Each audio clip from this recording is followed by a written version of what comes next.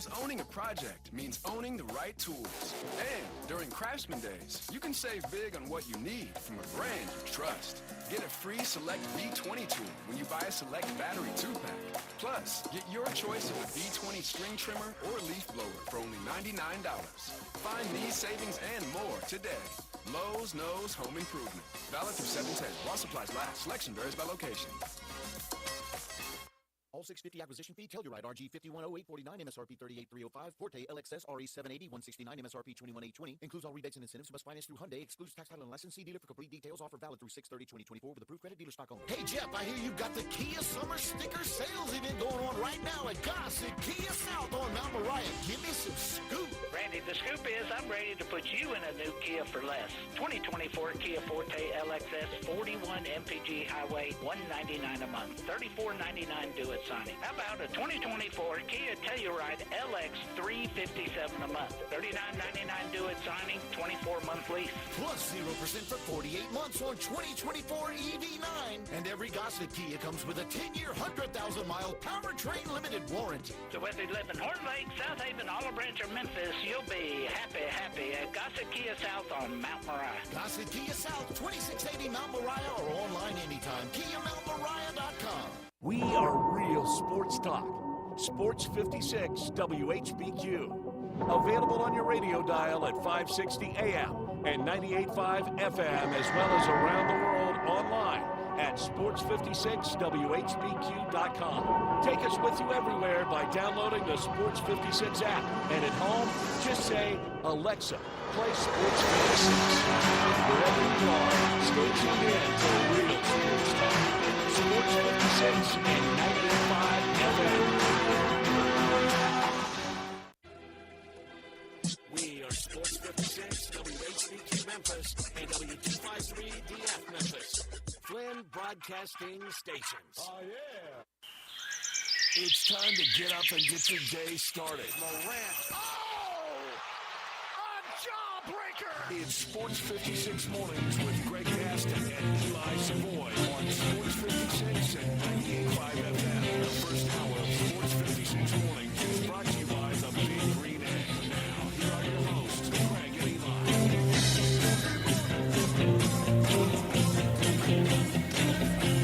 Happy Friday, everybody. Welcome in to Sports 56 Mornings, the Friday, June 21st, 2024 edition. Greg Gaston, Eli Savoy, Zach Boyd with you. Broadcasting live from the Family Leisure Studios. Family Leisure, where family and fun come together. Summer is upon us. It's time to party, and you can party hardy at Family Leisure with deals on just about everything you need for a great summer, including above-ground pools and all the accessories. Family Leisure, 2120 Whitten Road, just north of I-40. And the first hour of the program is brought to you each and every day by the Big Green Egg. Grilling extraordinaire. Do it in style with the Big Green Egg. We are in the Family Leisure Studios, as I mentioned. Welcome into the program. It is going to be a scorcher of a day. Excessive heat warning is out. It's 75 currently, but it will get into the mid-90s with mostly sunshine. There'll be a few clouds. Then tonight we're looking at 73 for a low with some clouds as well. Your weekend looks to be pretty nice, although, again, excessively hot with high humidity. Temperatures in the mid-90s. Heat index probably closing in on the triple digits, I would imagine, and a very low chance for rain, although about a 17% chance on Sunday. And it looks like a pretty nice weekend again. Stay cool, or do the best you can, best job you can in trying to stay cool. Coming up on the program today, John Varlas will join us as he does every Friday from the Daily Memphian. He'll be in studio with us at 7:25. Plenty of NBA news. We're closing in on the draft next week.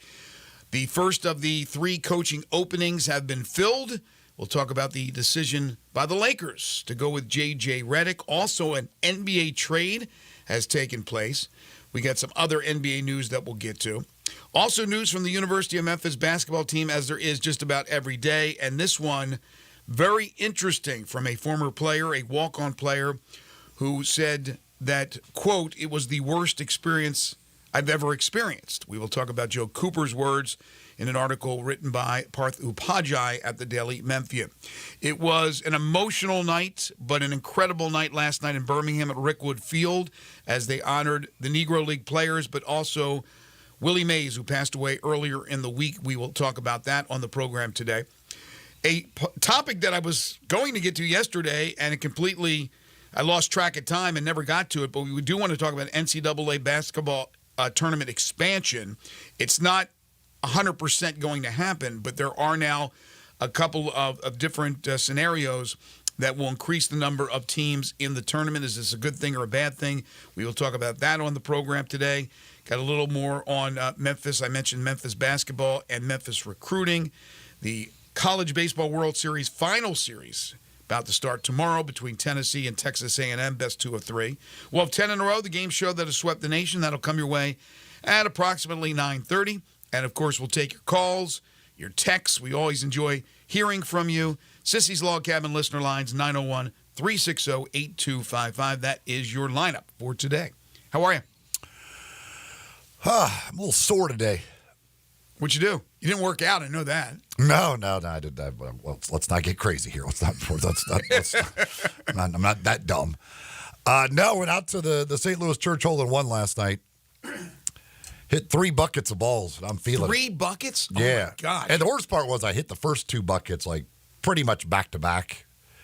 And then I kind of stood around, hung around for probably about an hour, and then decided to hit the last one, which, whew, that one was rough. And, man, oh, man, I woke up this morning and regretting that 3rd bucket. Wow, that's a lot of balls. I went out the other night, as I told you, and I couldn't hit the ball at all, and I hit a half a bucket. Every year I hit 2 buckets at least. I hit a half a bucket. I just got frustrated. Then went out and played yesterday and actually played really well. But 3 buckets, I think that'll do you in. No question about it. In that humidity. You had a lot warmer, hotter night last night than I did the night before. Night before there was actually less humidity, and so we're talking about Wednesday night. A little bit less humidity and a little bit of a breeze. I imagine last night was just putrid. It was warm.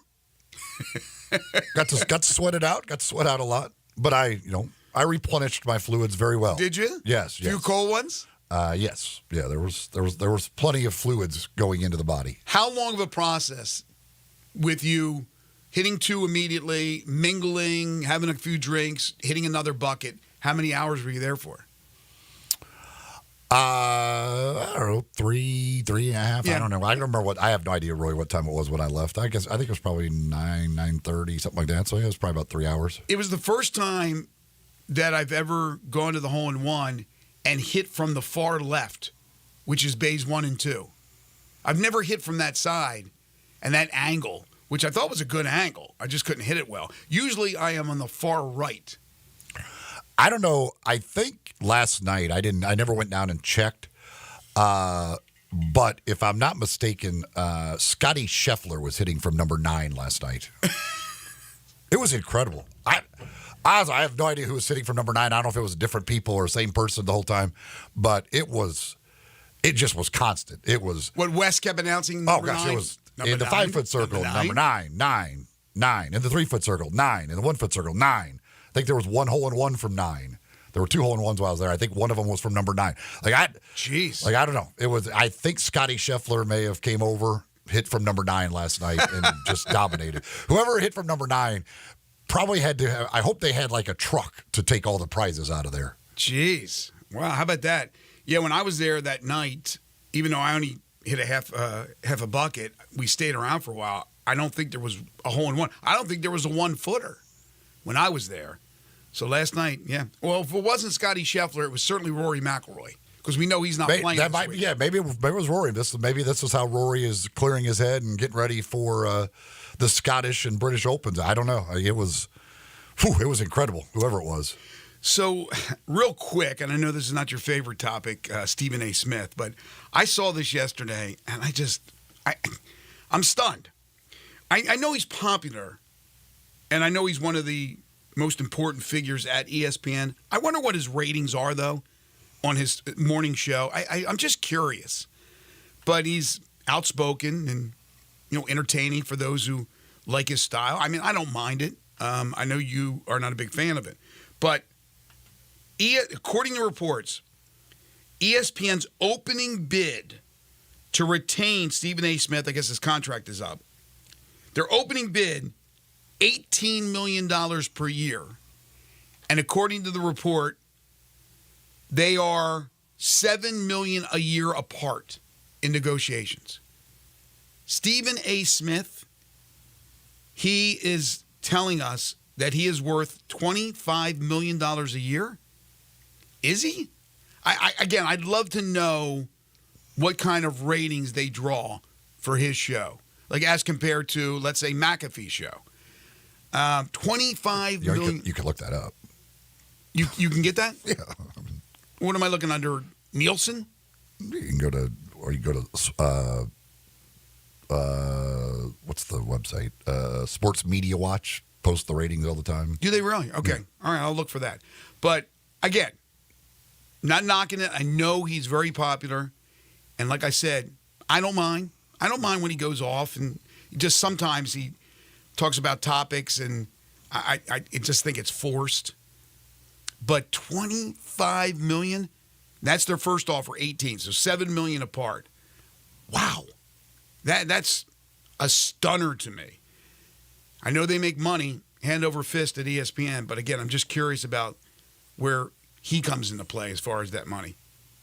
They must feel that he's very valuable to offer $18 million to start. And he obviously values himself a lot more, so we'll see how they end up going with the negotiations. I don't think there was much as far as negotiations with J.J. Redick and the Lakers. Maybe a little haggling back and forth with the agent, but the deal is done. According to reports, 4-year deal, $8 million per year. J.J. Redick, an experienced former NBA player, a sharpshooter, a very good player, a Dookie, has the basketball knowledge, podcaster, analyst, but no coaching experience. I'm not saying no head coaching experience. No coaching experience. Is now the head coach of the Los Angeles Lakers. Yeah, it's again, it's a weird situation just because of the fact that you're hiring a coach who does a podcast with LeBron James. So, and it's funny, like all of all of these various reports talk about how they look at him as this guy to be able to develop the young players and all of this stuff. Like, first of all, based on what? Mm-hmm. What? You think he can develop the young players based on his track record as a podcaster? I mean, he got the job because he's doing a podcast with LeBron James. I don't think if he and LeBron James didn't have the relationship they have, I can't imagine J.J. Redick gets that coaching job. No, they may look at him because, again, what I always say, he's right there in the forefront. People hear him, and then I can easily see one team, in this case the Lakers, going, he's very knowledgeable. He would make sense. But everything has to go through LeBron.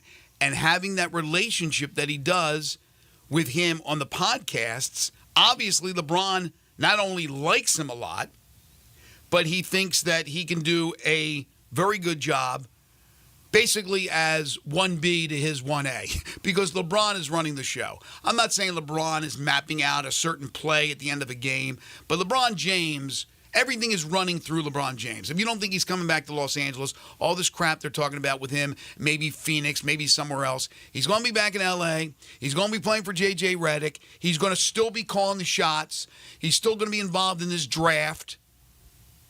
He's the decision maker. Rob Pelinka, yeah, to a certain extent. He's the general manager. I understand. Jeannie Buss, the owner, yeah, I understand. It's still LeBron James's team. And J.J. Redick, I'm not saying he's going to be a pawn, but J.J. Redick is going to work in concert with LeBron James. End of story. Matt texted says they have to stop doing the podcast, right? I would assume they will. I don't know that they're going to. It'd be very rare to have a head coach and one of his players doing a podcast. It would be extremely strange. But I don't know. But then again, Doug Gottlieb is still doing his radio show and has become the coach of Green Bay. Mm-hmm. I mean, come on, that is weird. Not as weird as that would be, but it's still weird. And then how about the battle still going on between Woj and Shams about J.J. Redick? Because in the end, I don't know if you want to say that it's complete victory for Shams, but J.J. Redick is the coach. He's the one who said J.J. Redick would be the coach. Now, it would have been Dan Hurley if Dan Hurley accepted the job, and then Woj technically would have been right. But I don't know why Woj felt like he had to come out on social media yesterday and basically say the reason why it ended up being J.J. Redick. It just, those two, it's very catty between those two guys as far as this decision that ultimately came down to the Lakers hiring J.J. Redick. So he joins a list of guys who, with a mixed bag of results, who got head coaching jobs in the NBA with no coaching experience whatsoever. The most recent ones have not been successful at all when you look at Steve Nash, Derek Fisher. Those did not go well. But when you go back, there were some that had success somewhat immediately, others who have had turned into long-term success. Doc Rivers, who obviously he's the only one that has a championship. He had okay success at Orlando, like got him to the playoffs, and he lasted there. Like he was there for 4 or 5 years in that first job. Jason Kidd, who obviously took Dallas to the finals this year. He was weird because he coached Brooklyn and then they traded him. Traded him to Milwaukee. But again, he's certainly had long-term success, and he even had pretty decent success right off the bat of getting to the playoffs, and it wasn't like he got fired immediately like some of these other guys here, Nash and Fisher, have recently. Mark Jackson with Golden State, again, had a successful run there, wasn't fired immediately or anything like that. Had some success before eventually, he was out. Steve Kerr comes in. Steve Kerr technically didn't have any coaching experience, but he had front office experience. He had been in the front office for years before he got his head coaching job, and obviously he's had plenty of success. And then Larry Bird, actually had success. He didn't coach for very long, but he was the coach of the year in his second year. He was the coach of the year in the NBA. He had some really good success. He just didn't do it for very long for whatever reason. So, it's again, there's a mixed bag of guys doing this, getting these types of jobs, and we'll see what happens with J.J. Redick. I mean, he takes over a decent roster, but it certainly is not a great roster. We'll see what they're able to do this offseason. They're not in a great spot because of salary and all this stuff, but you do have LeBron James and Anthony Davis. That's a pretty good combination for any first-year coach to take over. But to me, it's just weird. The problem for him is it's the Lakers with LeBron James. They're not that good. They've been in the play-in for 2 straight years, yet the expectation will be you should win the title in year 1. That's the big issue. Nobody is saying that it can't work. But look what he's going up against. First of all, in this day and age, teams, organizations are quick to get rid of the coach. So they don't get the longevity that some of these other guys you mentioned, like Jason Kidd, was given some time to establish himself as a coach. So will the Lakers give him time? How about if his relationship with LeBron sours real quick? He's still around. I'm not sure if this will be even his last season, LeBron James, and we know he has the power.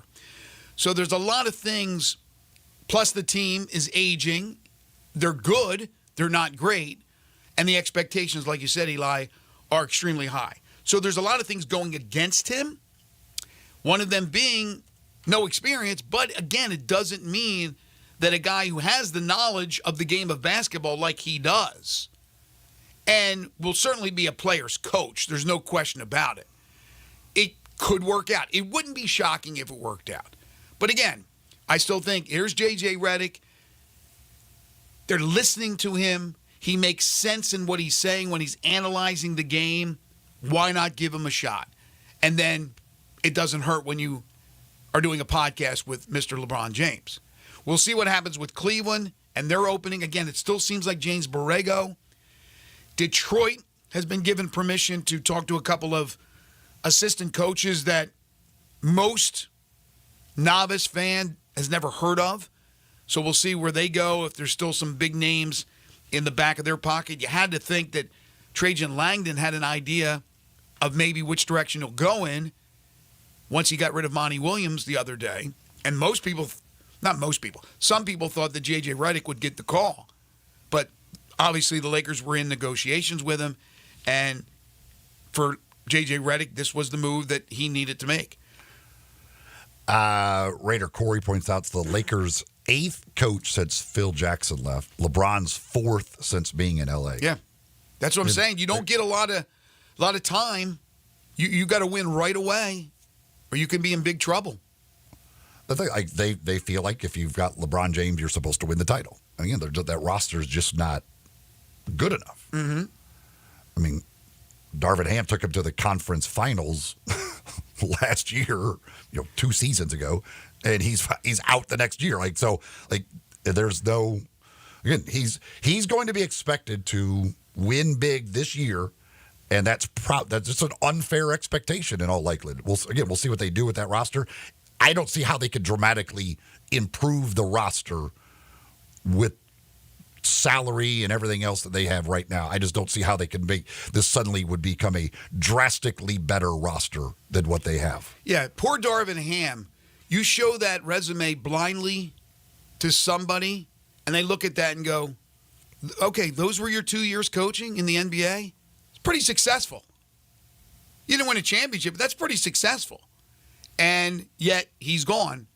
We'll see if there's a little bit more leadway with Redick, if there's bumps along the way, which there probably will be, because of his relationship with LeBron. Again, if it sours, it's going to go south real quick.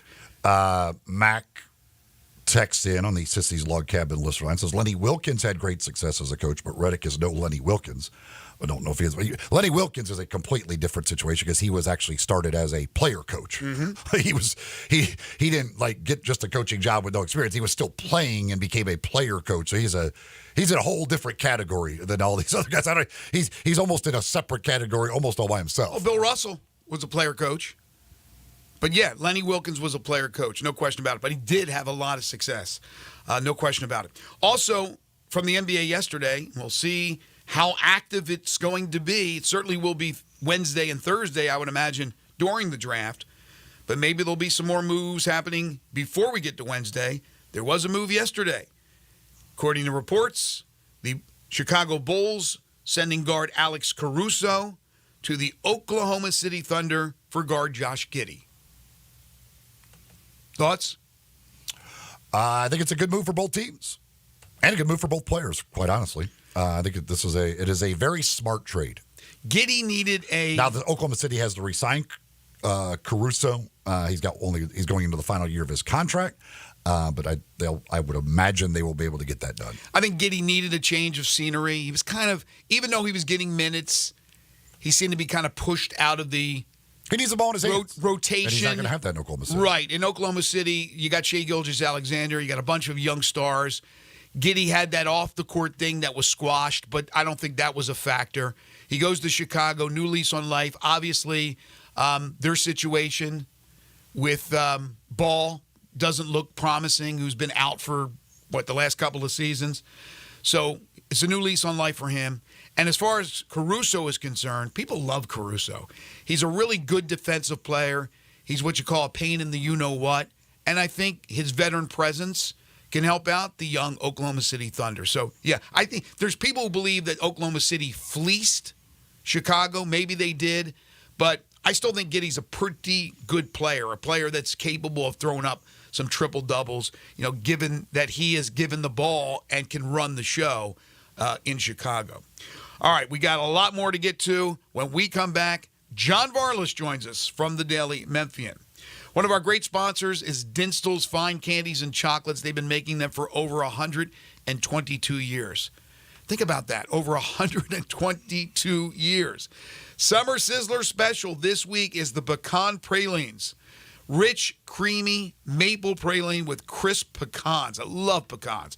A true Southern treat, great for summer, very refreshing. Check it out at any of their 5 locations. They also have the chocolate-covered strawberries and grapes, pineapples, and raspberries. Speaking of refreshing, plus the cashew crunch, the chocolate-covered pretzels, which are my favorite. They would put that chocolate over anything. But my son loves the chocolate-covered Heath. My daughter loves the chocolate-covered caramel. It's just the best chocolate around. You can have any of these treats shipped anywhere you want in the country. And I'm telling you, the person on the receiving end is going to be extremely happy and extremely thankful. It's Dinstall's Fine Candies and Chocolates for over 122 years. Again, that is absolutely mind-blowing. Those 5 locations, you could pick up those candies in Laurelwood, which is in East Memphis, Germantown, Collierville. They even have a store in downtown Memphis and at Pleasant View, where they make the candies. Get a tour of the factory. Ask them about that. That is a really cool experience as well. Dinstall's Fine Candies and Chocolates. John Varlas on the other side. This is Sports 56 Mornings with Greg and Eli on Real Sports Talk, Sports 56 and 98.5 FM. Be sure to follow us at Sports 56 WHBQ on Twitter, Facebook, Instagram, and YouTube to watch live video of our shows. Stay up to date with station events and have chances to win prizes. Don't miss out on anything that's going on. Follow us at Sports 56 WHBQ. It's the Kia Summer Sticker Sales Event. It's going strong at Gossett Kia on the Pike. Are you ready to ride in your new Kia with 41 MPG Highway? We Gossett! 2024 Kia Forte LXS, $199 a month, $34.99 due at signing. How about 282 miles of EPA estimated range with new 2023 Kia EV6 Win, $249 a month. And 2024 Kia Telluride LX, $357 a month, both $39.99 due at signing, all 24-month lease. And get peace of mind with Kia's 10-year 100,000-mile powertrain limited warranty. Call Bobby J. He's ready to put you in your new Kia today. Gossett Kia, 1900 Covington Pike, online, KiaCovingtonPike.com. If you want it, we got it at Gossett Motor Cars. All rebates and incentives. Lease includes PF 695, 650 acquisition fee, EV6 P561 0964, MSRP 50,200, Telluride RG 510 849, MSRP 38305, Forte LXS RE 780 169, MSRP 21820. Plus finance through Hyundai. Excludes tax title and license. See dealer for complete details. Offer valid through 6/30/2024 with approved credit, dealer stock only.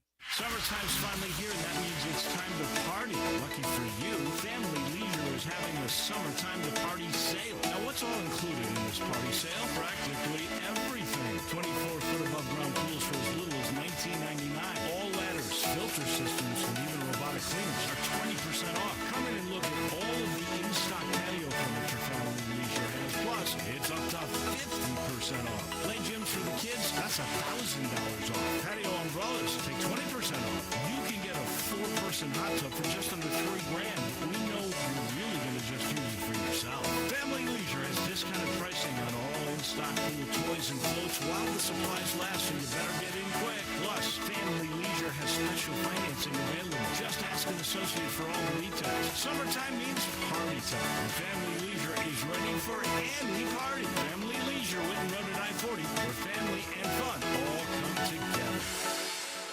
All 650 acquisition fee, Telluride RG 510849, MSRP 38305, Forte LXS RE 780 169, MSRP 21820. Includes all rebates and incentives. Must finance through Hyundai. Excludes tax title and license. See dealer for complete details. Offer valid through 6/30/2024 with approved credit, dealer stock only. Hey Jeff, I hear you've got the Kia Summer Sticker Sales Event going on right now at Gossett Kia South on Mount Moriah. Give me some scoop. Randy, the scoop is I'm ready to put you in a new Kia for less. 2024 Kia Forte LXS 41 MPG Highway, $199 a month, $34.99 due at signing. How about a 2024 Kia Telluride LX 357 a month, $39.99 due at signing, 24-month lease. Plus 0% for 48 months on 2024 EV9. And every Gossett Kia comes with a 10-year 100,000-mile powertrain limited warranty. So whether you live in Horn Lake, South Haven, Olive Branch, or Memphis, you'll be happy at Gossett Kia South on Mount Moriah. Gossett Kia South, 2680 Mount Moriah, or online anytime. KiaMountMoriah.com. Now at O'Reilly, get 2 bottles of Lucas Fuel Treatment for $9 and receive 2 times O Rewards points. In-store only at O'Reilly Auto Parts. O'Reilly Auto Parts. Sports 56 traffic. Good morning. It's building just a bit here up through South Haven on 55 northbound. We've seen a couple of wrecks out here the last hour or so. Most have been on side streets. Traffic still looks good. 40 east across the Hernando de Soto Bridge coming over from West Memphis. Hopefully all this will be improved a bit starting next week, because hopefully this weekend they're going to open up the 55 bridge, and that'll take a lot of pressure and help the traffic flow there coming over from West Memphis. Hey, Weimer's Jewelry, 7525 Highway 64 is your full-service family-owned jewelry store right here in the Memphis area. I'm Commander Chuck with your on-time traffic. Now back to Sports 56 morning on Sports 56 and 98.5 FM. This hour brought to you by Lefty and Green Egg. Here once again are Greg Gaston and Eli Savoy. Welcome back, everyone. 7:28 the time, hour 1 here on Sports 56 Mornings. Happy Friday, getting you set for the sports weekend. And every Friday, we talk to John Varlas. It's time for Greg and Eli's weekly visit with John Varlas of the Daily Memphian. Want John's prep sports coverage and much more at dailymemphian.com. John is brought to you by Shoot 360 Memphis. With the pros and preps go to get their shot on Shoot 360 Memphis. Now here's John Varlas with Greg and Eli. He is the award-winning Daily Memphian prep reporter, but so much more. He's John Varlas. He joins us each and every Friday. You can follow him on Twitter at John Varlas. He is sponsored by Shoot 360 Memphis. And great news, John. It looks like July 8th, they will open up the Cordova location and have 2 locations here in Memphis. That is great news, because I know they were, got delayed a little bit with some flooring issues, but they're on track to get started, like you said, Greg, July 8th with that new location in Cordova, and that's exciting news, because now that means you can take your pick. If you closer to the Collierville location there, 85 Market Street, you can sign up there, or if you prefer to do your training out there in the dirty Dova, as they say in Cordova, you'll have your facility there. But either way, you're going to get the best basketball skill training anywhere in the city. It's high-tech technology developed by the very smartest people that work for NASA. Much smarter people than I have formulated this data to help you get your shooting right, and the folks at Shoot 360 will help you interpret it, help you use it to become a better basketball player, more specifically a better shooter. And as we all know, that's the most important thing going in basketball these days is putting that ball in the hole from long range, especially. So give them a call, parents, 901-316-5500. Tell them JV sent you. Shoot 360 Memphis. They will get your young basketball player right. All right, John, El Bone Pico, what do you got this week? Well, it was very distressing watching this this post-game interview with the Miami Marlins. Did you guys see this situation? So a couple of days earlier this week, the Marlins are playing the Cardinals, right? And this guy Vidal Brujan comes up as a pinch hitter for the Marlins, and he walks him off. Hits the game-winning hit, and the Marlins win the game against the Cardinals. So the lady that works for I guess she's part of the Marlins broadcast team. This young lady named Jessica Blaylock. She's up there interviewing Brujan, obviously, after the game. He gets the game-winning hit, whatever. And one of Jazz Chisholm, another one of the Marlins, really talented young player, he comes up and douses this poor reporter with Gatorade. So not the douses player. Her. Yeah, she was the target. It wasn't like the other guy moved. No, well, that's the thing. See, that's the thing. So you're watching on a TV screen, right? Brujan is on the left as you're watching. Jessica Blaylock is on the right as you're watching, and Chisholm comes up from the right. So yeah, I don't see how his target could have been Brujan when there was another human being standing between him and the Gatorade bucket. So she took it like a trooper. She let it roll off her back, and literally, and a lot of the commentary was, how professional she was to not let it affect her. But I don't know. It was to me, it was kind of a weird situation, really kind of inappropriate. Number one, it's just a regular season game against the Cardinals, and I don't want to bash the Cardinals. I mean, I like the Cardinals just as much as anybody, but I mean, you beat a 500 Are you team. part of the best fan base in America? I'm an adjunct member. I like the car. I like riding around listening to the Cardinal games. But so your problem more is just throwing water on somebody in a regular season game? No, it's a twofold problem. Number one, yeah, they're acting like they won the World Series when they just beat the mediocre Cardinals. But number two, it seemed like the target was this poor announcer, and again, she took it well. She smiled. She did her job professionally. But I don't know. It was just kind of a weird scene and one that left me feeling a little bit of an ick, as the kids say these days. Because we see it a lot where like they'll go for the player moves at the last second, or there's that sprays or whatever. But like, if he actually was like doing it with the intent of pouring it on her, that is weird. That's very bizarre. You think it was a wet T-shirt that contest? You would target the announcer rather than the player who had the walk-off. Because I don't have a problem with, because when walk-offs happen, like we see this, like they do this all the time off their walk-offs. They'll pour water or rip jerseys off. There's always massive celebrations on walk-offs. But yeah, that would be weird to target the announcer. It sure looked that way. And again, and she's part of the Marlins broadcast team. So theoretically, this is a person and a person you see in your organization. So there's that too. And it was out on the field. It wasn't in the locker room. I would expect if you're in the locker room and it's like the 7th game of the World Series or whatever, you expect to, something like that. You prepare for it and you expect it. But again, this is a regular season game against the 500 Cardinals in June, and there she is. Her outfit's ruined and her night is ruined, and to her credit, she handled it like an absolute champ. But it's embarrassing.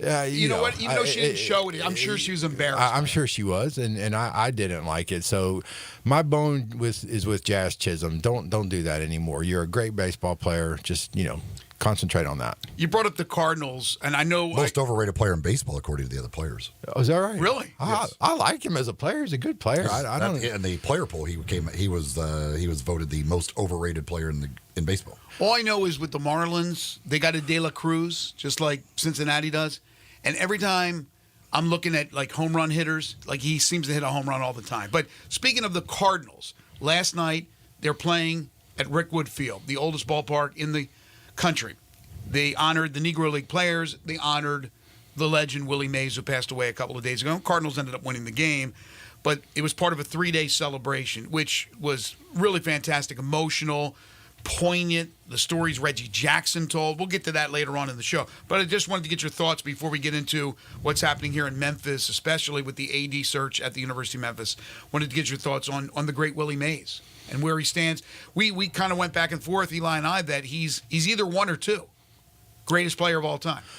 He's certainly up there. I mean, I was texting with my friend a couple of nights ago, when we found out he had passed away, and he would certainly be on my Mount Rushmore.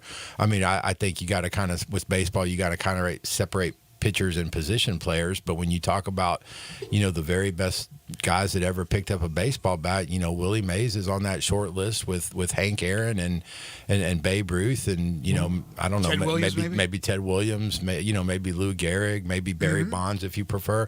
But the thing about Willie Mays is much like Babe Ruth, much like Joe DiMaggio, much like Mickey Mantle, he kind of surpassed baseball and was part of the fabric of the country and the consciousness. Yes. Everybody knew the "Say Hey Kid." Everybody knew, the guy who would chase fly balls and his hat would fly off his head. Everybody knew, the magnificence of Willie Mays, not his personality, his enthusiasm for the game and everything he brought to baseball. From a personality standpoint and a character standpoint. There's these figures we've had throughout baseball history, and it's what makes it such a wonderful sport is these giants of the game.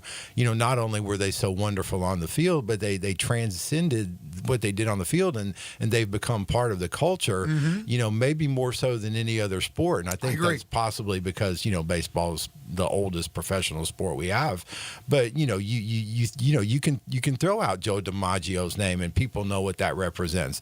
You can know what Hank Aaron represents, what Babe Ruth represents. And you know what Willie Mays represents. He's right up there with him.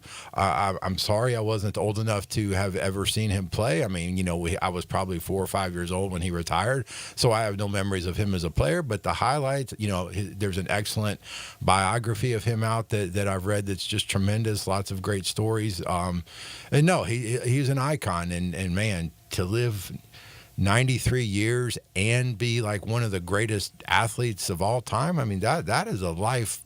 That he won the life lottery on that, man. Well, a long life, a successful life, beloved by all.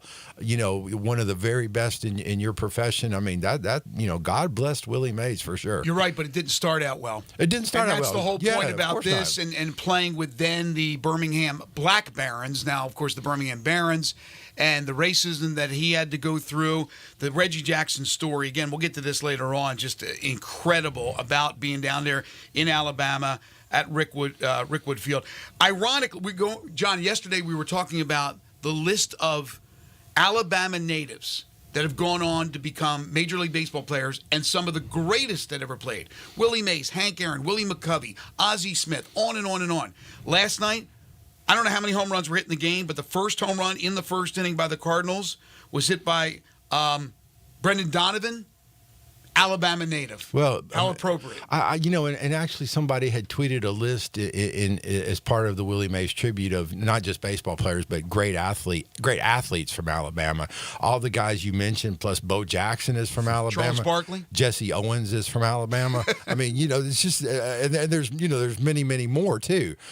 So I mean, tons I can't recall right now, but no, Alabama, especially per capita. Yes. Alabama. Yes. Alabama's really punching above its weight when it comes to producing big time athletes. But no, you talk about Willie Mays, Jesse Owens, Bo Jackson. I mean, What have they really done though? Well, I mean, some of the biggest icons, which goes back to what you said about Willie Mays, some of the biggest names, the most recognizable names in the history of sports. Okay, I want to eventually get to the AD opening at Memphis, but through this avenue. Yesterday, Memphis basketball never seems to be a dull moment. Your colleague over at the Daily Memphian, Parthu Pajai, friend of our show, who was on with us just the other day, he said he had this great story coming out about Joe Cooper. Joe Cooper was the walk-on, the stepson of Rodney Newsom, former Memphis Tiger great. Former Penny Hardaway teammate as well, Rodney Newsom, right? That's right. You would think a relationship.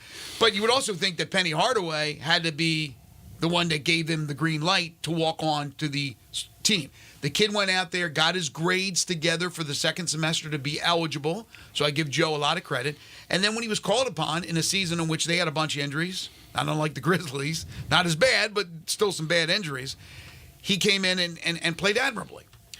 So, not to get to everything that Parth talked about, basically in a nutshell, and this was the quote that really stood out. Joe Cooper said, at the University of Memphis, his one season, the worst experience I've ever experienced.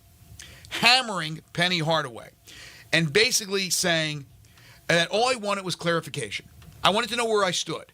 And I ended up saying no to schools that were offering scholarships because I wanted to be a part of Memphis, but I didn't know. That's one side of the story. We don't have Penny's side of the story.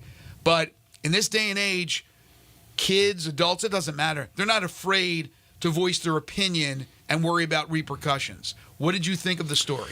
Well, several things. So number one, I've seen some conversation on social media that kind of insinuated or even kind of said that Parth was targeting Penny Hardaway somehow he knew Joe Cooper was going to tell this story and it was, a hatchet job or whatever kind of thing. I don't think that's the case at all.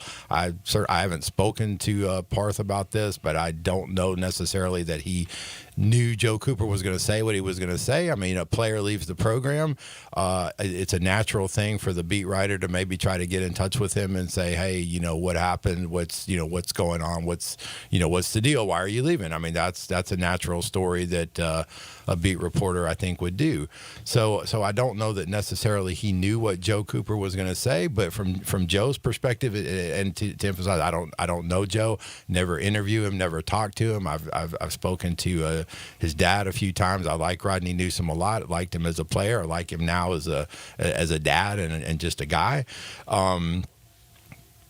But, that's Joe's experience, Greg. I mean, his experience is his experience, and how much of it is true, we're not in the building to say. But if he's feeling some kind of way about Penny Hardaway and his treatment there and the situation there, I mean, you got to at least listen to the kid. I mean, here's a kid that was thrust into a difficult situation last year. He's a walk-on. Nothing was expected of him. It wasn't even expected that he would get on the court. And then, like you said, Greg, he comes in during the season, plays admirably at a lot of points during the season. There was a huge groundswell of support there towards the end of the season for Joe Cooper. People were saying, Joe Cooper should be in the starting lineup. Joe Cooper needs more minutes. People were on the Joe Cooper train this season, and not for no reason. So for him to at least want some clarification about his situation going forward, I don't think that's an unreasonable position for Joe Cooper to take. I mean, you just want to know where you stand. And did he have other scholarship offers that he turned down? Heck, I don't know. I'm not there. I'm not, I'm not his dad or his mom. I don't know what's going on in his life personally, and you don't either, and Eli doesn't either. We don't know. We have to take his word for it. I don't think there's any reason for him to lie about it. So, I think Joe Cooper's credible, and I think I think we have to at least give his words some air and some consideration, and not just dismiss it and say, oh, what is this walk-on talking about? Why is this walk-on flapping his gums? Well, it's not a walk-on, blowing off and flapping his gums. It was a player that was inside the building that had direct day-to-day contact with the coach, and he's saying, well, this is my experience with the coach. Eli, is it important for Penny to respond? I mean, it depends how he feels. Like, I don't. If he feels like a lot of this is wrong, I guess you could say that didn't happen. Yes, this is only one side of the story. Right. Now, if Penny could claim, no, I did respond to him and told him where he stood, well, then he could say that. I don't know. I mean, the idea of not responding to him. You're having meetings with all the other players, but you don't have a meeting with him. If what Cooper says is true, he's texting and calling Penny, and Penny just doesn't respond at all. Like I don't understand. Like, just let him know what the situation is. We don't. We would love to have you back, but there's probably not going to be a scholarship available for you. It seems pretty simple, right? Just one way or another. Just tell the kid what this is the deal. But to just ignore him, I don't know. Like, that just doesn't make sense to me. Like, I just, like, this kid's on the team, but no, I don't have time to respond to a walk-on. Like, to me, like, that's what I think of. Like, this is a coach I don't got time to deal with a walk-on. And that's what it seems like on the surface. He's a player on your team. Give him the respect of a response. And, hell, I don't know why you wouldn't have a meeting with him like every other player and tell him, like, here's the deal. If you want to come back next year, great. We're not going to have a scholarship for you. And then the kid knows or whatever. But, like, then he knows where he stands and he can make his decision based on that. I just don't understand why again, if this is true, again, I don't know why he would just completely fabricate this story. I don't know why you don't respond to the kid when he's asking just, hey, like, just let him know, like, what's in my. I mean, he literally says that he found out he wasn't coming back to Memphis when we found out, when the media found out just the other day. Like, that's the first thing he's heard, that he wasn't going to be with the team. And further to Eli's point, it's not only a player on your team, but it's a player on your team that really exceeded expectations for what he was supposed to do last year. So I'm not putting Joe Cooper on any kind of pedestal and saying he's the greatest player in Tiger history or anything. But when you needed him to come in and do his job last year, he did it, and he did it well, and he did it far beyond what you could have ever expected him to do. So from that perspective, considering what Joe Cooper was brought in to do and what he actually contributed, which was not insignificant last season, I agree with Eli. I mean, if you don't want him around, at least tell him that. Yeah, I think everybody deserves some sort of clarity. And we got to take a break here. But I would love, and I don't think we will get any response from Penny. I would love to hear his side of things. It's been very interesting this offseason. Penny, as was reported, kind of closed the door to the facilities. There was only maybe a person or two that was with him. Everybody else was like, leave for several weeks. I guess let me see where I want to go, what direction I want to go in. I don't know. I can't answer for Penny. And again, that's only one side. But you guys, what you're saying, I completely agree with it as well. Everybody deserves clarification where they stand, no matter where it is, who they're playing for, where they're working, whatever the case may be, so you know where to go on with the rest of your life, or in this case, the rest of his college basketball playing days. What he could have been a scholarship player somewhere, according to what he says in that story. And now, I would imagine that door's closed for this upcoming season. You could be a walk-on somewhere else, but you're not going to be a scholarship player. There's 350 Division I colleges. It's hard for me to imagine that Joe Cooper couldn't have landed a scholarship somewhere based off what he did last season. Okay, he could still get one. I guess he could still. He's got to get the waiver to be able to. He's not in the because portal. He missed the portal deadline. He's got to problem. get the waiver to be able to play. And hopefully he will. I mean, hopefully that will be the case. But again, it's one side. Love to hear the other side. All right, when we come back, I want to get John's thoughts on the AD search at the University of Memphis. This hour of program is brought to you by the Big Green Egg.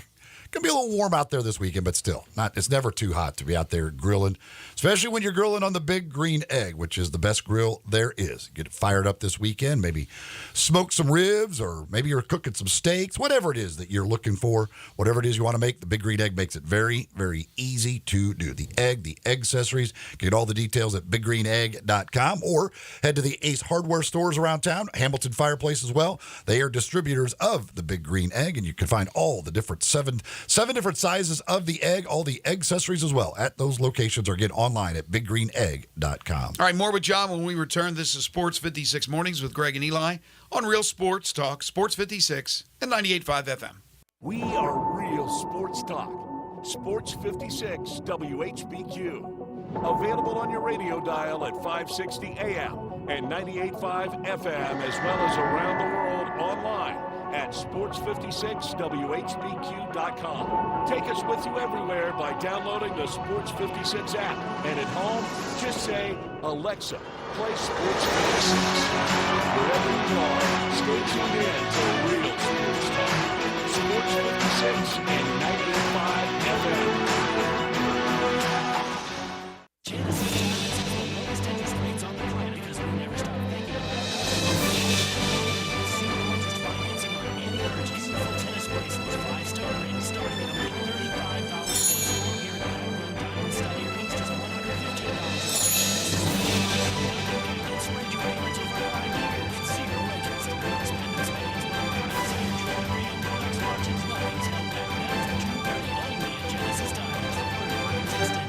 See store for details. No one knows the importance of a great assist more than Lowe's and Leo Messi. That's why we've teamed up to give My Lowe's Rewards members 10 times the points when Messi makes an assist during CONMEBOL Copa America USA 2024. Activate this offer starting June 20th, so when Messi assists, you score. Shop the day after an assist to earn those extra points. Not a My Lowe's Rewards member? Join for free today. All 650 acquisition fee, Telluride RG 510849, MSRP 38305, Forte LXS RE 780 169, MSRP 21820. Includes all rebates and incentives. Must finance through Hyundai. Excludes tax title and license. See dealer for complete details. Offer valid through 6/30/2024 with approved credit. Dealer stock only. Hey Jeff, I hear you've got the Kia Summer Sticker Sales event going on right now at Gossett Kia South on Mount Moriah. Give me some scoop. Randy, the scoop is I'm ready to put you in a new Kia for less. 2024 Kia Forte LXS 41 MPG Highway, $199 a month, $34.99 due at signing. How about a 2024 Kia Telluride LX 357 a month, $39.99 due at signing, 24-month lease. Plus 0% for 48 months on 2024 EV9. And every Gossett Kia comes with a 10-year, 100,000-mile powertrain limited warranty. So whether you live in Horn Lake, South Haven, Olive Branch, or Memphis, you'll be happy at Gossett Kia South on Mount Moriah. Gossett Kia South, 2680 Mount Moriah, or online anytime. KiaMountMoriah.com. Check engine light on? Take the guesswork out of your check engine light with O'Reilly Veriscan. It's free. Ask for O'Reilly Veriscan today. O'Reilly Auto Parts.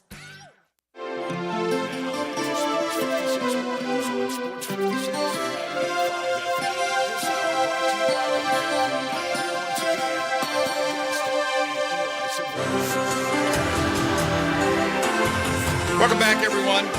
Final segment, hour number one. John Varlas joining us from the Daily Memphian as he does every Friday. All right, so the AD search, we're getting down to probably the final couple of weeks. The Zoom interviews reportedly taking place right now. Will go into next week. They'll dwindle it down to about 2 or 3 candidates, and then maybe by July 4th, they'll have, early July at least, they'll have a new AD. I think the most important thing is obviously fundraising. That's number one on my, but also with me personally, background of having football in their background. And then also, and very importantly, a person that can deal with what's going on with basketball, that will not, let's say, genuflect in front of a picture of Penny Hardaway, that will be willing to do something, find out what's going on, especially we talk about these stories with Joe Cooper and things like that, to make sure that everything is copacetic with the Memphis basketball program. I would think in that order would be what I would be looking at for a new AD. What about you? No, I agree with you. I think football is going to be a really huge part of it. I think that's what, and I've said it on these airways with you guys, but with you guys before, I think, the lack of attention to football paid over the years, and when I say over the years, I mean, we're going back 40, 50 years. I mean, and nobody could have necessarily known how things would play out. Mm-hmm. But I think the lack of attention paid to football over the years is at least part of the reason, Memphis is in the situation it's in now conference-wise. So, yes, football is going to be extremely important going forward. I agree with you, Greg, about the fundraising. And I would also like to see I would just like to see someone too with a large all-around sports vision, not just football and basketball, mm-hmm. but baseball and soccer and everything else. There's programs over there at the U of M that are thriving, like the women's soccer team, the men's soccer team, but then there's some that are really struggling, like softball and baseball, for example. So I would like to see somebody with just a well-rounded sports vision and just somebody that can make this athletic department the most attractive and best athletic department it can be, period. Not just necessarily with football and men's basketball. And that may be a pipe dream because, football and men's basketball are always going to drive the train. And it's understandable. It's like that pretty much everywhere. But just for me looking at it at a broad perspective, I think it's all important. I mean, sure. if everybody's eating, at the table, then everybody's going to be happy, and it's going to be a good thing for the whole university. As long as it's good food. As long as it's good food. And speaking of good food, I want to give not a bone, I guess opposite of a bone, to the St. Louis Golf Tournament. That is something that I've never been to. But to have an event in your city going on for as long as it has consistently was like 65, 66 years. Yeah, I remember what year this is. It's Great it's a lot. fundraiser. No, it really is for the church.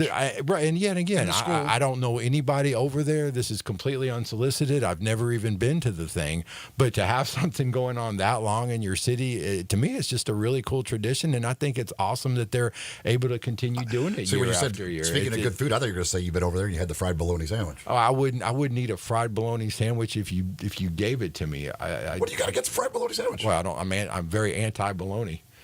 Even when you were big? Yes. So you didn't even eat the bologna sandwiches then? I've never eaten a bologna. Yuck. Really? Oh, my goodness bologna's gracious. horrible. What in the... I can't imagine What? having a fried bologna I've got a bone to sandwich. pick. Oh, dear. What are you doing?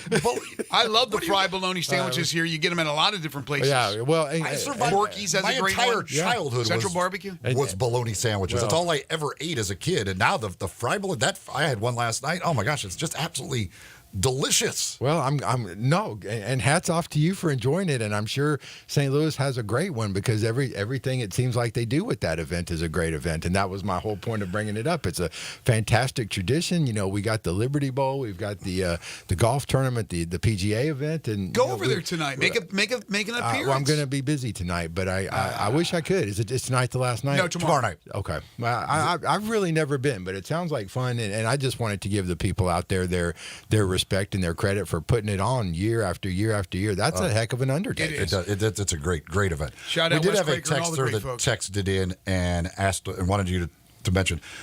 You talked about last week the twin sisters from Houston High School that were in the Olympic trials. Yeah. How did they end up doing? They didn't make it to the semifinals. None of the Memphis kids did. It was the twins from Houston, Ava and Rose Rodink, and as well as Aaron Milligan from Collierville, who's now at Arizona State, and Zion James from MUS, who's now at Columbia. None of them advanced, but just to be there and just to be there. I mean, like I pointed out in my article about the twins, there's like over 100,000 registered swimmers with the U.S. Swimming Federation, and there's like 800 of them that qualify for that have the times good enough to go to the trials. So, my Memphis public school math will tell you that's a very, very low percentage of athletes that are even eligible to the trials. Yeah. So hats off to them. Hats off to Gabrielle Rose for making it as far as she did. How about that? Especially at her age. She's a super nice lady. I actually interviewed her a lifetime ago when she was in high school at St. Mary's, and then I interviewed her again a couple of years ago when the legendary swim coach at Memphis, Dick Fadgen, passed away. I interviewed her for his story, and she was wonderful and had some great stories to say. She's an awesome lady. So yeah, no, they did well. The swimmers did well. Shout out to Harrison Williams from MUS. He is competing in the decathlon out there that. in Oregon today, starting today. You got to get into the top 3 to make the Olympics. But man, I hope Harrison can do it. That's been his goal for a long time to make the Olympic team, and he's the reigning USA champion from 2023. So, hopefully he can get it done, man. I would be nothing better than seeing old Harrison in the Williams, one of the great athletes I've ever covered. John, have a great weekend. We'll talk to you next Friday. You too, guys. Take care. Try some bologna. He is John Barlas. He will not try the bologna. He is brought to you each and every week by Shoot 360 Memphis. One of our other great sponsors is All-Star Chevrolet in Olive Branch. Together, let's drive in the summer in what we really want to drive in, a beautiful automobile from All-Star Chevrolet in Olive Branch, where all the new Silverados are. Some marked as low as 12% off invoice. Financing as low as 1.9, no payments for 90 days on the new Silverados, the Trailblazers, the Equinox, much, much more, including those beautiful Tahoes. And nothing beats a family trip in a new Tahoe. An extra $500 bonus for college students, graduates, military, first responders, healthcare workers, and teachers. No matter what pre-owned you're looking for, you can find in Olive Branch at All-Star Chevy's All-American Pre-Owned Sale. That includes all Jeeps, Ram trucks, even 4Runners. At All-Star Chevy in Olive Branch, you can test drive them all. Bring in your automobile today. You want to sell it? You can get a check today. Everyone at All-Star Chevy in Olive Branch wishes you a very happy and safe 4th of July as we get set to celebrate our country's Independence Day. Don't miss All-Star Chevy's All-American Sale in Olive Branch, or check out these great automobiles online at allstarautogroup.com. 1 hour in the books, coming back with hour 2 of the program. This is Sports 56 Mornings with Greg and Eli on Real Sports Talk, Sports 56 and 98.5 FM.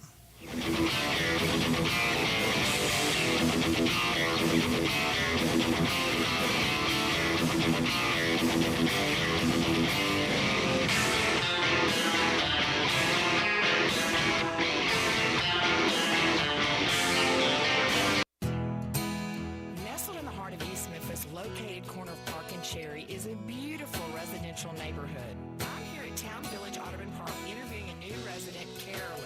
Share with us why you chose Town Village. Well, if your parents or special friends need to make that big move, let me share with you my experience. It was tough for me to leave home, but then I discovered Town Village. I would like to highly recommend Town Village to you and your loved ones. After looking at all the amenities and meeting all the people and staff, I was hooked. From restaurant, bistro, 3 meals per day, housekeeping, transportation, security, health care, physical therapy, exercise room, and even a heated pool and spa. Come see us and make your new home at Town Village. Visit us and call Daniel at Town Village Audubon Park at 901-374-7342. There's no place like home, Town Village. Cork and Barrel in Hernando, Mississippi, a southern gem for over 15 years. Check out their bigger, better, bolder new location, 2595 McInvale Road, Hernando. Huge selection, incredible pricing. Choose from hundreds of bourbons, tequilas, rum, scotch, and vodka. Over 1,000 wines from fine to very simple picnic wines. At Cork and Barrel, it's all about serving you. Open Monday through Saturday, 10 to 10, where the fun begins and the liquor and wine never end. Cork and Barrel, 2595 McInvale Road, I-55 Hernando exit 280. Hi, this is Troy Fiveash, owner of Fiveash Roofing. In these uncertain economic times, there are so many things as a contractor and a business owner that I cannot control. The rising cost of materials, not to mention fuel and transportation costs. In the last 2 years, shingle prices have almost doubled, and commercial materials have doubled. And I don't have to tell you what fuel costs these days. But you know what I can control? How much markup I put on a project. I have always prided myself in knowing I never gouge a customer. But in an effort to ensure my crews have work and my customers are being treated fairly, I have lowered my profit margin, hoping to give you a price you can live with and keeping my crews busy. So if you need a roof or gutters, please give us a call. Five Ash Roofing, fair, honest, and ethical. Five Ash Roofing, a proud sponsor of Tiger Athletics and a member of the Tigers home team. 367-0050 or MemphisRoofer.com. 367-0050 or MemphisRoofer.com.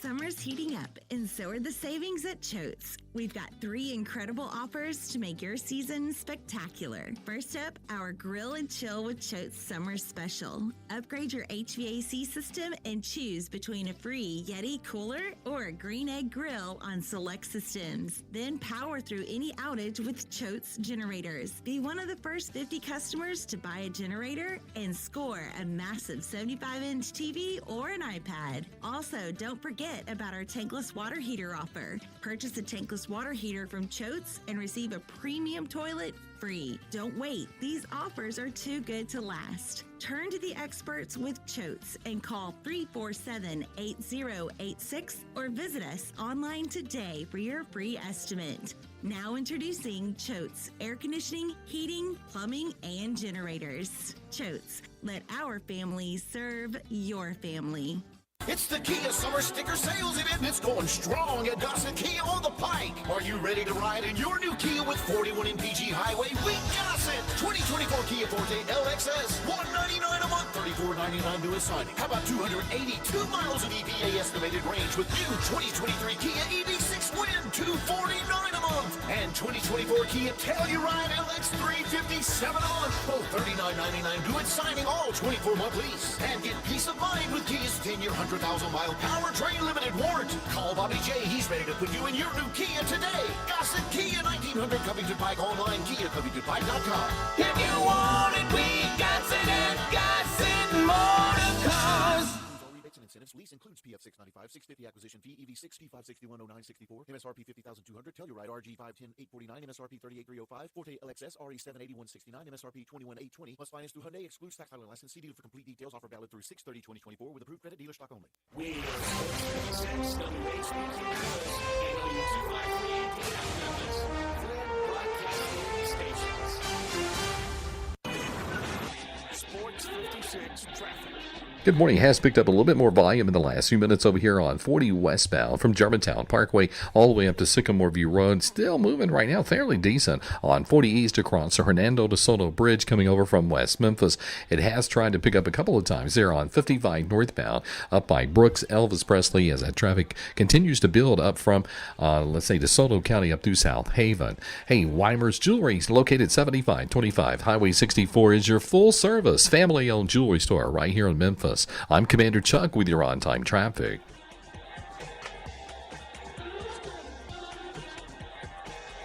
Now back to Sports 56 Mornings on Sports 56 and 98.5 FM. This hour is brought to you by James Gaddis Jewelers. Diamonds are forever. Woo! Here once again, Greg Gaston and Eli Savoy. Welcome back, everyone. 8:06 the time, hour 2 here on Sports 56 Mornings, the Friday, June 21st, 2024 edition. Greg Gaston, Eli Savoy, Zach Boyd with you from the Family Leisure Studios. Family Leisure, 2120 Witten Road, just north of I-40. So we do have an excessive heat warning in play today, currently 75. It's going to get to 95 today. Humidity at 85%. Sweltering, as the kids say. Tonight, 73 for a low, partly cloudy skies, and then your weekend looks to be pretty nice. Sunshine, a little bit of clouds, but again, the heat and the humidity in the mid-90s to upper 90s, with the humidity making it feel with a heat index, of, I would imagine, near or over the triple digits, right? Go to 100, 101, 102, somewhere in that neighborhood. So be very careful out there when you're out and about doing some outdoor activities here in Memphis and the Mid-South. Second hour of the program is brought to you each and every day by James Gaddis Jewelers, your family's jeweler, 4900 Poplar Avenue between Mendenhall and St. Nick, and on the web at gaddisjewelers.com. Each Monday and Friday, they bring you the Memphis sports facts. Did you know, according to a report that surfaced yesterday, 4-star quarterback prospect Antoine Hill Jr. will announce his commitment tomorrow. It's either going to be the University of Memphis or the University of Florida. 6'5", 220-pound quarterback from Warner Robins, Georgia. He had interest from a ton of schools, including the University of Georgia. He's the number one quarterback prospect in the state of Georgia. He is the highest-ranked uncommitted quarterback in the entire country. James Gaddis Jewelers for your engagement rings, wedding rings, personally designed wedding sets for all your jewelry needs, watches, custom-made jewelry, gemstones of all types, bracelets and necklaces, earrings and pendants, one-of-a-kind estate and vintage jewelry. James Gaddis has experts to help you pick out those special engagement rings, plus 2 repair experts to help you with your fine watches and jewelry. James Gaddis Jewelers, 4900 Poplar between Mendenhall and St. Nick, on the web at gaddisjewelers.com. So again, tomorrow, big decision, big announcement involving the young quarterback, Antoine Hill Jr., and a lot of people telling me, again, this is just nothing concrete. A lot of people feel that he's going to pick Memphis, that Florida has a couple of quarterback prospects, young quarterback prospects already on the roster, that Memphis obviously is wide open once Seth Hennigan finishes up. We'll see. This could be absolutely huge. It would be, I think, possibly the highest rated player that Memphis has ever gotten in football. I think I've heard something like that. So keep your ears and eyes open for that one. Got a text from Reggie here on the Sissy's Log Cabin listener line, 901-360-8255. Says, here we go again. Every year since we had Penny, there's been some controversy. What's with this guy? Is his brand larger than the team? The eyes don't lie. Joe was a very good player, better than a lot of scholarship players. He did more than Jonathan Lawson. I like Penny, but this is getting old. At some point, we'll have to realize that he may not be the best one for the job. Who's worse, him or Deion Sanders? More talk than winning.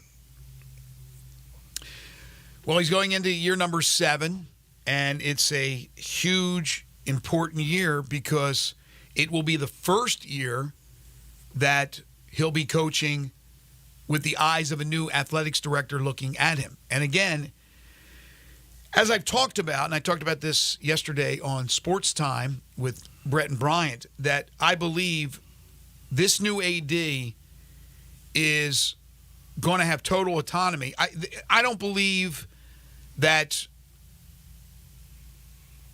the new president, who's been now in his position for a little while, Dr. Bill Hargrave was a great guy, is going to get too involved with sports. I think he wants the right AD to come in here and just, it's his show or her show. Whereas with Dr. Rudd, friend of the show, was very much involved in everything that was happening in the athletic department. Not day to day, but he was involved with a lot of stuff. So this is an important hire. And hopefully for the Tigers' sake, for Penny. Now, I do believe one day Penny will be an assistant coach in the NBA, and who knows what will happen down the road. You know, maybe a head coach one day. But right now, he wants to win as much as anybody else wants him to win. All this other stuff that's going on behind closed doors, I'm not privy to this. You know, I hear the stories. I don't know what's true, what's not true. But I do know this. He's going into his 7th year, and they've made 2 NCAA tournament appearances. Now, 1 year was the COVID year, and has 1 tournament win. So this is pivotal. And you're talking about a roster that changes every year. Now, that's not his fault. Some guys have kind of been shown the door, but for the most part, it's now the transfer portal and guys leaving and looking for greener pastures. If this story is accurate, I give a lot of credit to the coaching staff. Glenn Taylor, the kid from St. John's, whose numbers last year were nothing to write home about. Reportedly, John Rothstein was first to report that he was going to come and he was going to visit Memphis. And then Rothstein yesterday said he will not visit Memphis. Well, the report is from other people, not John, that Taylor wants a ton of money, NIL money, and that Memphis looked at it and said, no, you're not worth it. So even though it's apparent that Penny wants to add a player or two, it's pretty obvious because their name has been associated with a lot of recruits, that they're not going to stoop to a level where they're overpaying for a player that they don't feel is going to be able to produce what they want him to produce for that kind of money. They don't have, even though they now have that extra money from FedEx, and they probably get $1 million of the $5 million that's been allocated to those sports teams. They're not getting it all. Money's still not growing on trees. That they're going to have to be very careful still with what they do as far as NIL money. So if that story's accurate, I commend them for that. But yeah, it's strange. The whole thing's strange. The coaching staff, the team was put together pretty quickly, and he's trying to add to it. So I give him credit for that. Hopefully, it won't be lingering into August like it has been, where another player joins a team that late. They're trying to add. And right now they haven't been able to because they're losing out probably on these NIL battles. But in this case, it looks like they just said, no, it's not worth the money. And again, I commend them if that's the case. The on Reggie's tech, I mean, the thing is this again, and I guess there is the chance that a lot of the stuff that Joe Cooper said is not true. Again, I don't know why he would just completely make up all of this stories if it's not true. Right. But so I have to believe there's a pretty good deal of a truth in there, and if not completely true. And yes, there between the chemistry issues every year, the changeover in coaching staff, constant changeover, other situations, the Mikey Williams situation, all of these things.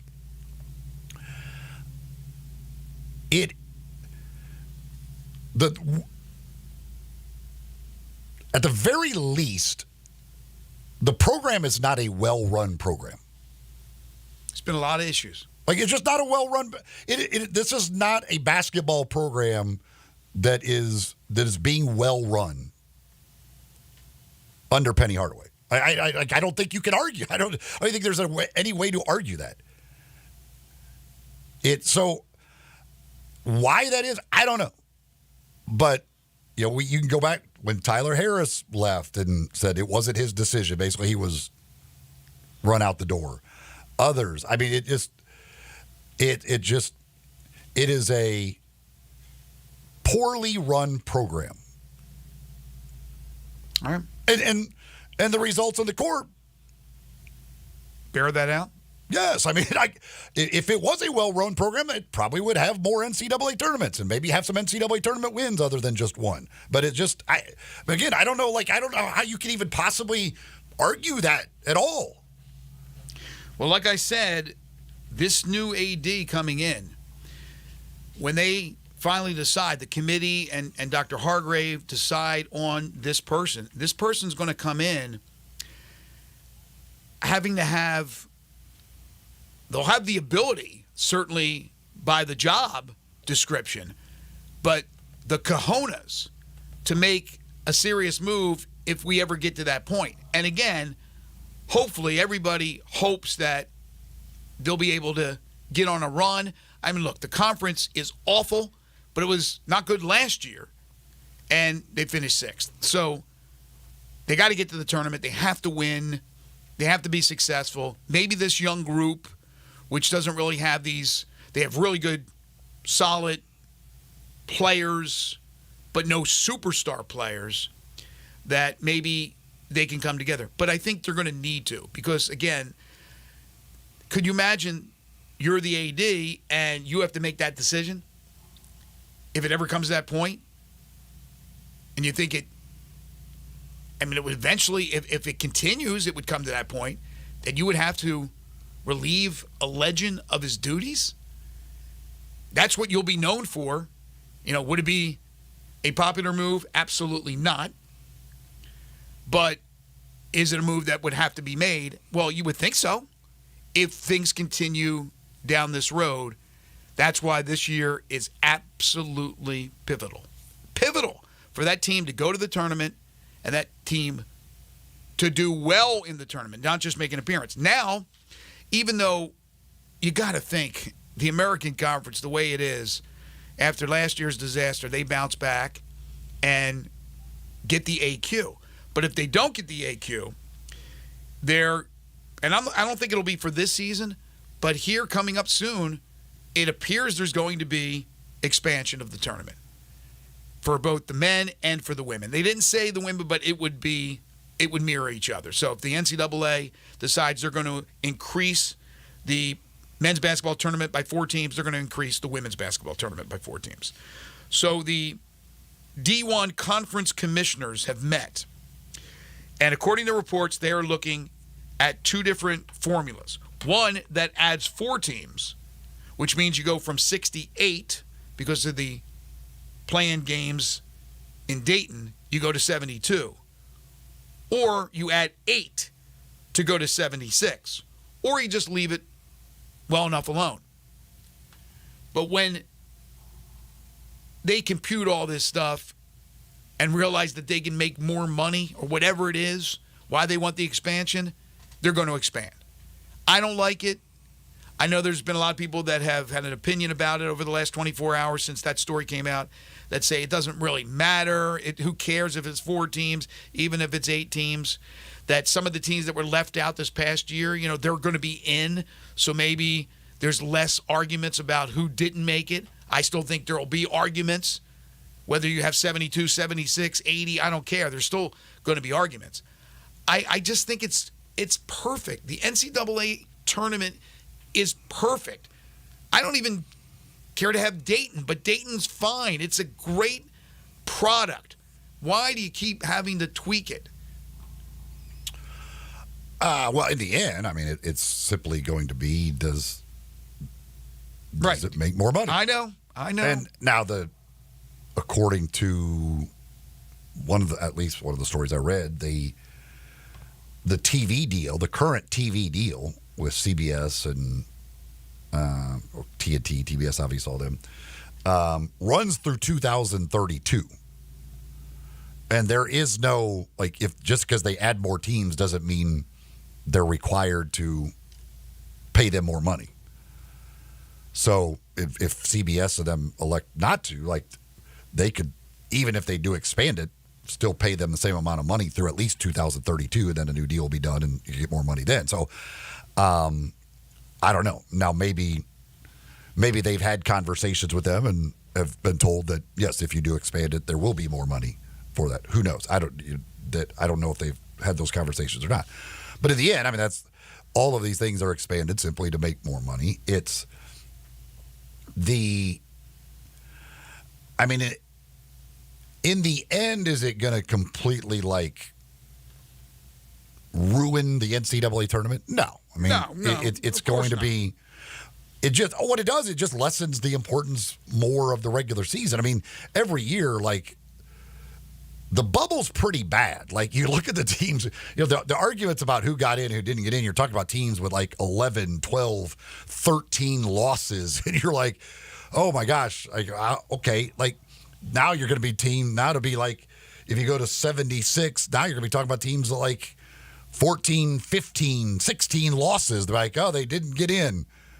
Well, yeah, I mean, goodness gracious, at some point you got to win some games to get into you should have to win games and be good to make the NCAA tournament. So it just lessens again the importance of the regular season, and you'll have coaches boasting about their NCAA tournament appearances when good. Yes, I mean, good. If you can't make a 76 team NCAA tournament, my goodness gracious, then you've had a terrible year. This is good for the bottom line, right? The finances. This is good for coaches. No question about it. It's good for players who maybe are on a team that's bubble-licious, that can get in now that wouldn't have gotten in. So I understand all that.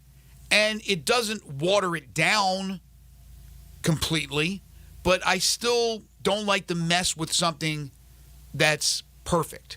It's like when I like something at a restaurant, I'm not adventurous. I don't want to try something I may not like. I go back and I get the thing I like. So I like the NCAA tournament the way it is. But it looks like, I think it's inevitable that we're going to see expansion.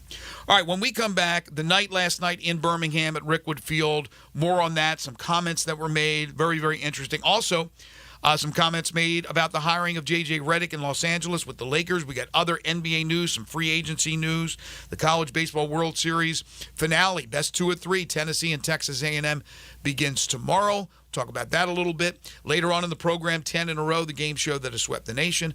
And we'll continue to take your calls and texts on the Sissy's Log Cabin listener lines at 901-360-8255. Jenkins Floors and More. They have the new warehouse open at 2356 Goodman Road in Horn Lake, Mississippi, and they invite you to their retail warehouse where they pass wholesale savings on to you. They specialize in flooring and carpeting, tile, plantation shutters, and blinds. Jenkins makes your life easy, a 2-week turnaround. So you decide to go with Jenkins, they will have the job done in 2 weeks, and they'll come out and do a free estimate wherever you are. Contractors, builders, family projects, call 662-469-9350 for a free estimate. That's 662-469-9350 for a free estimate. Located again now in Horn Lake at 2356 Goodman Road. They also have retail offices in Little Rock and in Cleveland, Mississippi. Warehouses there as well. Rebecca and Timmy Jenkins say hello to all their Sports 56 fans. They look forward to your business. Head on down there to Horn Lake this weekend and check out the great folks at Jenkins Floors and More. And the show is also brought to you by Corky's Ribs and Barbecue. I had Corky's last night, had some family in town, and they were raving about it. Delicious ribs. We had the pulled pork.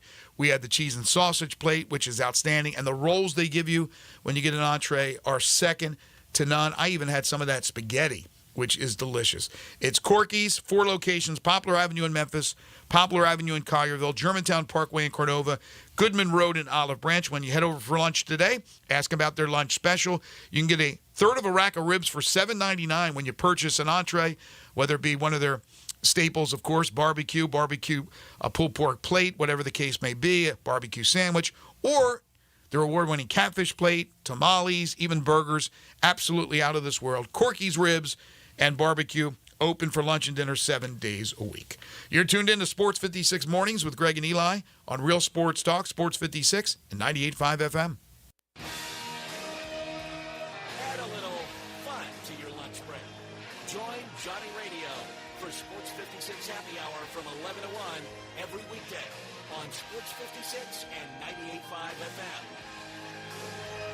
Guns, guns, and more guns. Over 700 firearms in stock. Home defense guns, old guns, new guns, used guns, big guns, little guns. Every gun you can think of, Classic Arms has them. All brands like Glock, Sig, Colt, Ruger, Smith & Wesson, Browning, Beretta, Benelli, Remington, Winchester, and more. Guaranteed lowest prices in town. Only gun importer in the Mid-South. Free gun inspections and appraisals and free bore sighting for the upcoming deer season. Shop online at ClassicArmsOfMemphis.com or visit Classic Arms at 1740 Germantown Parkway behind Quicky's Barbecue in Cordova.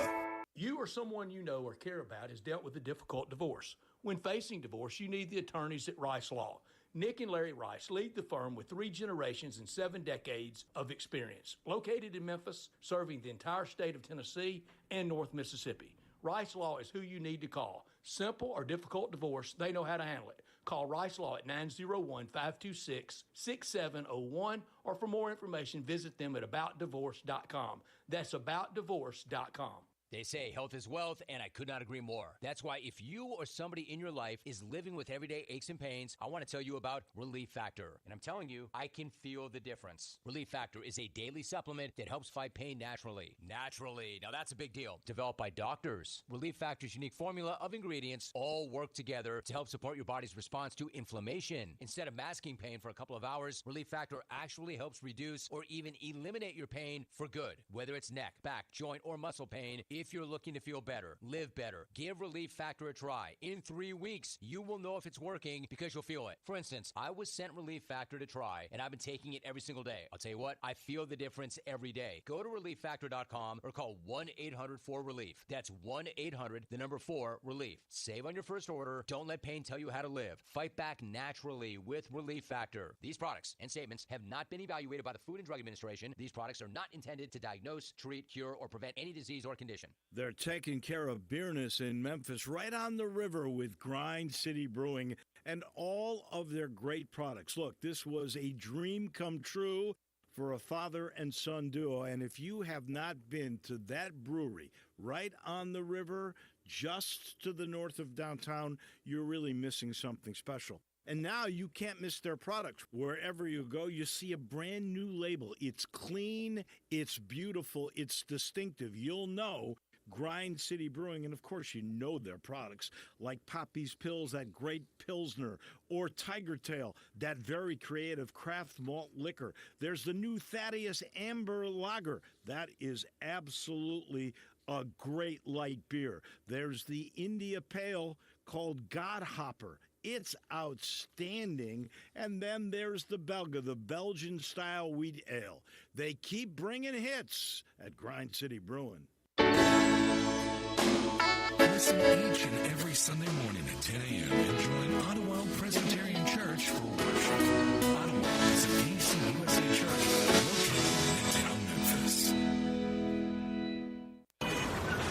Sports 56 traffic. Good morning. Still a bit of volume over here at times on 240 east and westbound around Poplar, Walnut Grove. It's just now starting to crank up just a bit in the Midtown area. It still looks good, though, on 240 northbound here up by Lamar. Hopefully next week at this time, the bridge will be back open here on 55. Hopefully they'll do that this weekend on 55 there, helping that traffic come over from West Memphis. Hey, Weimer's Jewelry right here in the Memphis area specializes in bridal ring purchases. They've been around since 1984. Stop by and shop with them this weekend at Weimer's Jewelry, 7525 Highway 64. I'm Commander Chuck with your on-time traffic.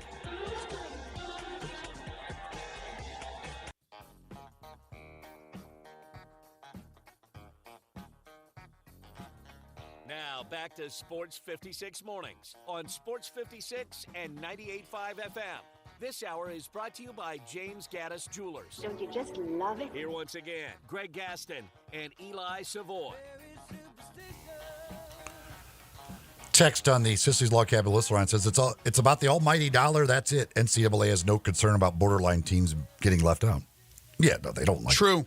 Well, it's from the NCAA's, but also it's also from the big conference perspective. they understand that if more teams get in, those teams are probably going to come from their conferences. It's not like these spots are suddenly going to go to the small conferences. So it just means they get more money as well because they get more tournament teams. So, yes. But, yes, all of it is driven simply by, can we make more money? Everybody is looking out for themselves of how do we make more money by doing this? And if there's enough of them that say, yes, we do make more money, then it will happen. If there's not, then it won't happen. So are you saying, Eli, I want to make up this quote right now. I've never heard it before, but the rich get richer? Is that what you're saying here? In the world of college sports, they definitely do. From the world of... and lawyers get rich. From the world of Hollywood, Donald Sutherland died yesterday.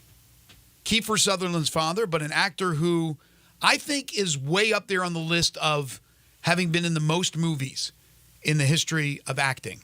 Donald Sutherland, who was in Animal House, my favorite movie of all time, died at the age of 88.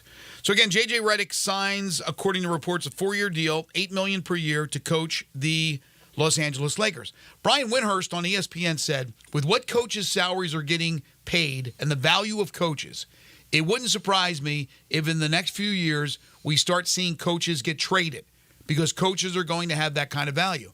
And you brought up Jason Kidd earlier. Jason Kidd was traded. Yes, but more and more coaches possibly in the future because of what they're being paid and the value of those coaches. That's very interesting. Malik Monk, according to reports, will stay in Sacramento. 4 years, $78 million. Very valuable asset for that team. There was also a story out there that said Klay Thompson had been given an offer from the Warriors that I guess he said thanks but no thanks to, and will test the open market. Does Klay Thompson still have value, and if he does, what type of value? I think Klay Thompson has value still has value as a shooter. He's certainly not an all-star level player, but I think could have a role as a shooter, maybe as a bench. It might be off the bench for a team. I don't know how he views himself right now. If he's fully healthy and everything else, I think he certainly could still play and certainly shoot at a high level in the NBA. Do you think he is going to take a discount? Because I can't imagine that somebody's going to hammer out some 3-year, very high salaried contract offer for him. I have no idea what I don't know how he's viewed around the league. It only takes one team to really think he's got a lot left and feel like maybe just bringing in a veteran guy with championship experience could be a key piece to what they need, something like that. So I have no idea what kind of money he'll get. I certainly would not be surprised if he is playing somewhere other than Golden State, though. Me too. I think he's gone. I think it's over with Golden State, but who knows when push comes to shove if he ends up back in the fold. Wasn't it Draymond Green who commented about Klay taking Golden State off of his social media profile? I think it was. Oh, he made it. I don't know. Yeah. Well, of course, he has a comment about everything, as does Magic Johnson. And Magic Johnson's comments about the hiring of J.J. Redick was, quote, the Lakers hired J.J. Redick. No. The most obvious, right? The Lakers are in Los Angeles. I'm cautiously optimistic, is his quote. I'm cautiously optimistic. That tells me that he probably doesn't really like to hire, but he doesn't want to say anything controversial or mean here. I don't know if he's real. I don't know how you really can be that optimistic. I mean, it may work. We talked about this in hour one. There are examples of coaches without any experience, former players that have come in and have done a pretty good job. There's also examples of them falling flat on their face. The reason why I think it's going to be tough in the long term is because I don't know if you'll get a long term in this day and age. It's win right now. He has the relationship with LeBron, but LeBron's not going to be there forever. And how about if the relationship turns sour? How about if there's a bad run by the Lakers during the regular season and Redick says something that LeBron doesn't agree with, doesn't like? I think he'd be walking on eggshells out there. But, I mean, who's going to turn that down other than Danny Hurley? I'll be interested to see what the staff is that he puts together. You know, they talk about, you know, that they want to put together this experienced staff around him, which obviously makes sense, but it also is he secure enough to have some experienced veteran coach on the bench that as soon as things start going bad, people go, well, why don't they just get rid of Redick and make that guy the head coach? Well, you've asked that question about Penny since he took over the job. And it's a question that's understandable, right? But here, if I'm Redick, I'm not insecure as far as that's concerned. But you have to bring in the right veteran coaches, because what you can't do is bring in a veteran coach who has that old school mentality, and then it rubs the players the wrong way, because Redick is going to be a player's coach. I think they're going to love him. And again, as long as he doesn't cross LeBron, everything will be fine as far as that's concerned. But as far as the ins and outs of coaching the game, having veterans alongside him will help. It still doesn't mean that the Lakers are going to make a legitimate run with the team they have and in the Western Conference that sees 7, 8, 9, 10 teams that are all capable of winning the West, teams that are on the rise, that are just behind. It is going to be incredibly hard, even with arguably the greatest player that's ever played the game. I would argue it's not, but others would say absolutely, including yourself, right? That he's the best? I've never said that. Oh, you've never said that. Okay. Was it you? Somebody had called LeBron better than Michael. I thought it was on our show. No. So you're still with MJ? Did I call him? I don't think. It may not have been you. I'm just trying to remember who it was. But somebody did, because I remember saying that. Like, you can make the argument. You certainly can make the argument. But my point is, again, with LeBron still playing at a high level, it's going to be tough. Anthony Davis was healthy for the most part, and they got swept by Denver in the first round of the playoffs. Asking Anthony Davis now, as his age, as he starts to get up there, to go through another year relatively healthy, that's a lot to ask. That's a big ask. So what are they going to do to add? What are they doing with D'Angelo Russell? Are they keeping him? Are they running this thing back? And again, there's 6, 7, 8 teams that could be better right off the top of my head, thinking about it, if things go right and there's no injuries in Memphis and things of that nature, that are going to be better than the Lakers. Andrew Texan says J.J. Redick's first hire will be LeBron James as assistant coach. He's already. Well, the funny thing He's too, co-head coach. Like the stories have been written about it. It talks about, like, they want us, talk about putting together this experienced staff around him, and then when they start listing names, inevitably they throw in Rajon Rondo's name as a possible assistant coach. Well, like, if he's got to put an assistant, if he's trying to put a veteran staff together, like that Rajon Rondo is not part of that. Again, there's a million assistant coaches, all that stuff, but, like, it's just funny. Like, they always list his name as one of the coaches, like, right after they talk about they want to put together an experienced staff around him, and Rondo is always one of the names listed, and I'm like, he has no experience. No experience. It's like that does not qualify. Blind leading the blind. You could put. And also, they believe Rajon Rondo or whatever, but don't talk about an experienced staff and then throw in that name.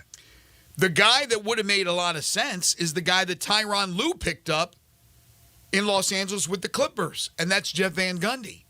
Here's Ty Lue, one of the most respected head coaches there is in basketball. No problem to go out and get a guy who's been out of coaching for a while, has been out of broadcasting for a year or two, right? Or maybe one season. But the point is, Jeff Van Gundy is an incredibly knowledgeable basketball guy who had a lot of success as a head coach. Lou got him. That would have been great for Redick in Los Angeles. But there's others out there. There's other veterans like Rajon Rondo. All right.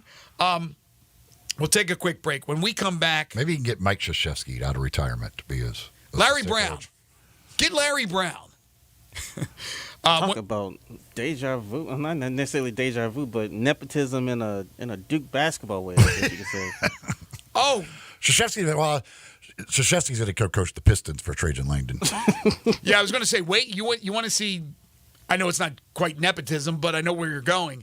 Wait till the Pistons eventually, when Langdon is able in the next few years to put together what he wants to put together, there'll be a Duke feel to it, I think.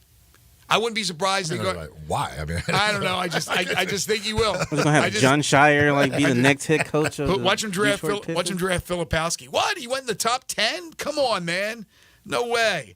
All right. When we come back, I want to talk about last night and the last few days at Rickwood Park in Birmingham, and some of the things that were done last night, some of the things that were said last night. The game itself, the Cardinals beat the Giants 6-5. We'll talk about that when we return.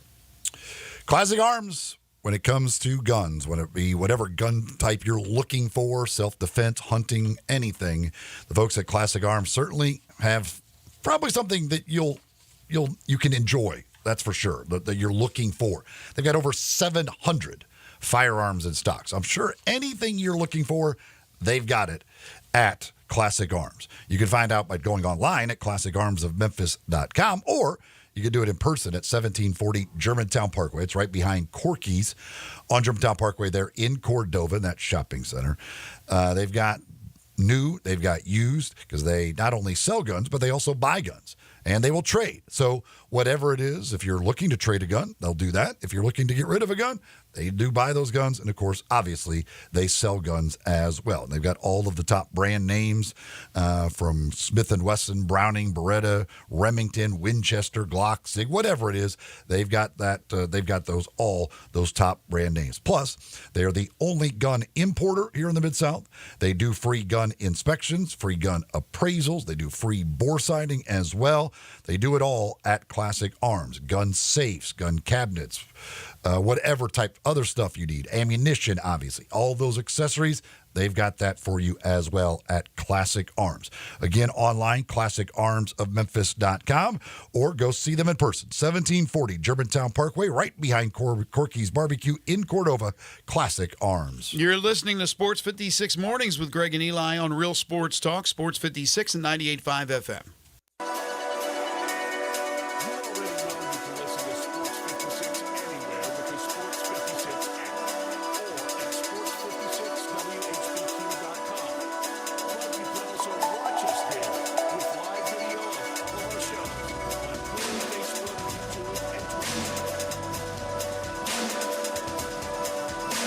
All 650 acquisition fee, Telluride RG 510849, MSRP 38305, Forte LXS RE 780 169, MSRP 21820. Includes all rebates and incentives. Must finance through Hyundai. Excludes tax, title, and license. See dealer for complete details. Offer valid through 6/30/2024 with approved credit. Dealer stock only. Hey, Jeff, I hear you've got the Kia Summer Sticker Sales event going on right now at Gossett Kia South on Mount Moriah. Give me some scoop. Randy, the scoop is I'm ready to put you in a new Kia for less.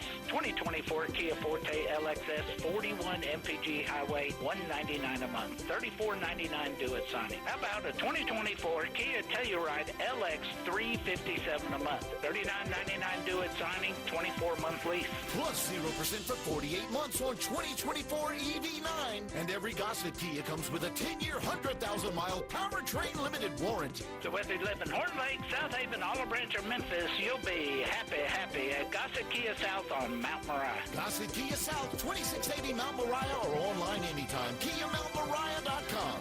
When you think about insurance and you want great value without sacrificing great service, I want you to think one place, the Eflin Insurance and the entire Eflin Insurance team. Matt and his group of professionals will access 10 leading companies to find the right home and auto program that fits your budget and your absolute needs. The Eflin Insurance team, the number 386-GER, 386-4777.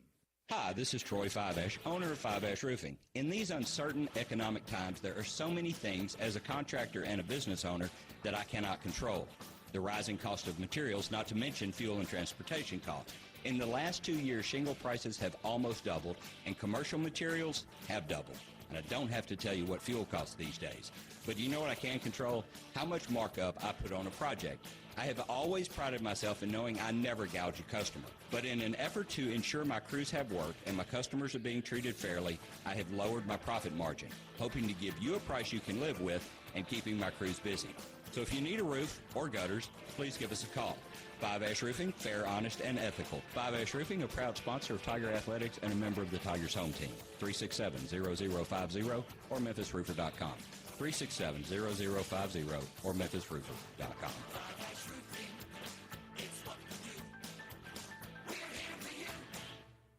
Buster's Butcher at 199 South Highland Street in Memphis. We're a full-service butcher shop offering a curated selection of quality meats, cheeses, prepared foods, and more. At Buster's, our skilled butchers are also experienced chefs. They'll be delighted to guide you on selecting, preparing, and cooking our fine selection of products. We're like nothing else you can find in Memphis. Learn more at bustersbutcher.com and come see why every cut counts at Buster's Butcher. It's time to ride during the Gossett Mitsubishi Motors Summer Sales Event. Check out 43 MPG Highway in a new 2024 Mitsubishi Mirage. $17,935 or $249 a month. Need extra room for your vacation? Let Gossett make it happen with 2024 Mitsubishi Outlander. $30,490 or $449 per month. And go for miles and miles with 420 total range in 2024 Mitsubishi Outlander PHEV. $599 a month. Plus peace of mind with Mitsubishi's 10-year, 100,000-mile powertrain limited warranty. Gossett Mitsubishi, 1870 Covington Pike, and 24/7 at memphismitsubishi.com. If you want it, we got it at Gossett Motor Cars. Military rebate, 500 royalty rebate. Mirage Outlander 84 months. Mirage RHO 10934. MSRP 18435. Outlander RZO 55981. MSRP 31490. PHEV RZO 35245. MSRP 48065. Includes 1095 acquisition fee. Sale price includes all rebates and incentives. Excludes processing fee of $695. Lease terms includes processing fee of $695. 15 cents per mile excess wear and tear. With approved credit, see dealer for complete details. Offer valid through end of the month. Dealer stock only.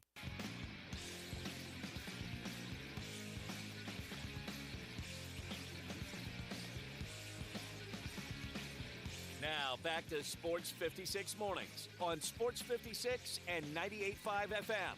This hour is brought to you by James Gaddis Jewelers. To reveal the full spectrum of its dazzling color. Here once again, Greg Gaston and Eli Savoy. Quite the night in Birmingham at Rickwood Field. The culmination of the 3-day event that was about as emotional as you could have for two reasons. One, of course, is honoring all the Negro League players that have come and gone, but also honoring a guy who started with the Birmingham Black Barons in the Negro Leagues, would go on to become one of the greatest players to ever play in Major League Baseball, Willie Mays, who again passed away earlier this week. 3 days of the event started with a minor league game, including the Birmingham Barons as one of the teams on Tuesday. And then Wednesday, they had all kinds of events going on. And then yesterday was the game in which the Cardinals, ironically, the San Francisco Giants involved in the game, Willie Mays' team, starting in New York and then moving out to San Francisco. And then Willie would end up with the Mets. But the Cardinals beat San Francisco 6-5. But all kinds of luminaries there. Barry Bonds was there to honor his godfather, Willie Mays. Greats from up and down baseball history. Reggie Jackson was there. And Fox did a really, really good job. The whole production was fantastic. So Reggie Jackson, the Hall of Famer, talking to the guys on the set, A-Rod and company, was asked about the racism that he endured. He said, coming back here is not easy. I wouldn't wish it on anybody. What he went through at Rickwood, what players that look like him went through for all those years, to endure that, to play the game of baseball, to play a kid's game, and some who eventually would get to the bigs like Reggie Jackson were a lot more fortunate than others who never did get that opportunity. So it was a night to honor the memory of Willie, but also to reflect on players of color and the Negro Leagues and what they meant for the history of baseball in our country. It was just fabulous. Absolutely fabulous. Yeah, it's a great thing that they did to play the game there, all of that stuff. I mean, it's to honor those. Obviously, this year they made the decision to count the Negro League statistics as official statistics. Everything they're doing to acknowledge those players, everything else, it's great stuff. That listening to Reggie Jackson, and that's like, I'm obviously. It tugs at the heartstrings, doesn't it? I just can't imagine what that would be like in those days to do that, when to literally walk into a restaurant with your teammates and be told you can't eat there, or at a hotel you can't stay here. Like I just I don't know. I just can't even possibly fathom what that's like when you're like, wait a second, I'm part of the team, right? The team's staying here, and you're telling me I can't? And it wasn't that long ago when you think of history. But then you also hear stories, and it warms my heart when you hear the stories about the players that would be there for their teammates of color and would, whatever it took, do whatever they could to be there for them. There, of course, were probably a lot of racists that were also playing the game of baseball that didn't want anything to do with it. But I always hear stories about, Stan Musial and things that he did for teammates. And yeah, we can't walk in those shoes. I'm sure there were players just on the teams that were like, yes, good, but yeah, he shouldn't be able to stay here. Exactly. Like literally, teammates that thought that, like, hey, yeah, no, he shouldn't be allowed to stay here. Like it's the completely ridiculous stuff that the places did. I'm sure, yeah, there were members of the team that absolutely thought that. Probably thought they shouldn't even be in the same locker room. Yeah, it was a reflection of society. What was happening in Major League Baseball to separate colors playing the game, and so. That's why those leagues, now being given their just rewards, had players of the stature of Jackie Robinson before he broke the color barrier, Josh Gibson, the start of Willie Mays' career, Hank Aaron, Reggie Jackson, all these players that were part of it even for a short time period. Just amazing. And now, could you imagine that it was never like that? That's why it's very hard to talk about history when it comes to numbers, statistics, trying to compare errors and things like that. We talked about Willie Mays, that he's either the great, because he's a five-tool player that excelled at every part of that five-tool. And there was Babe Ruth, who was almost Paul Bunyan-esque. And that's why I come to the conclusion, in my opinion, that they're the two greatest. But you could also say Babe Ruth never played against any player that was black.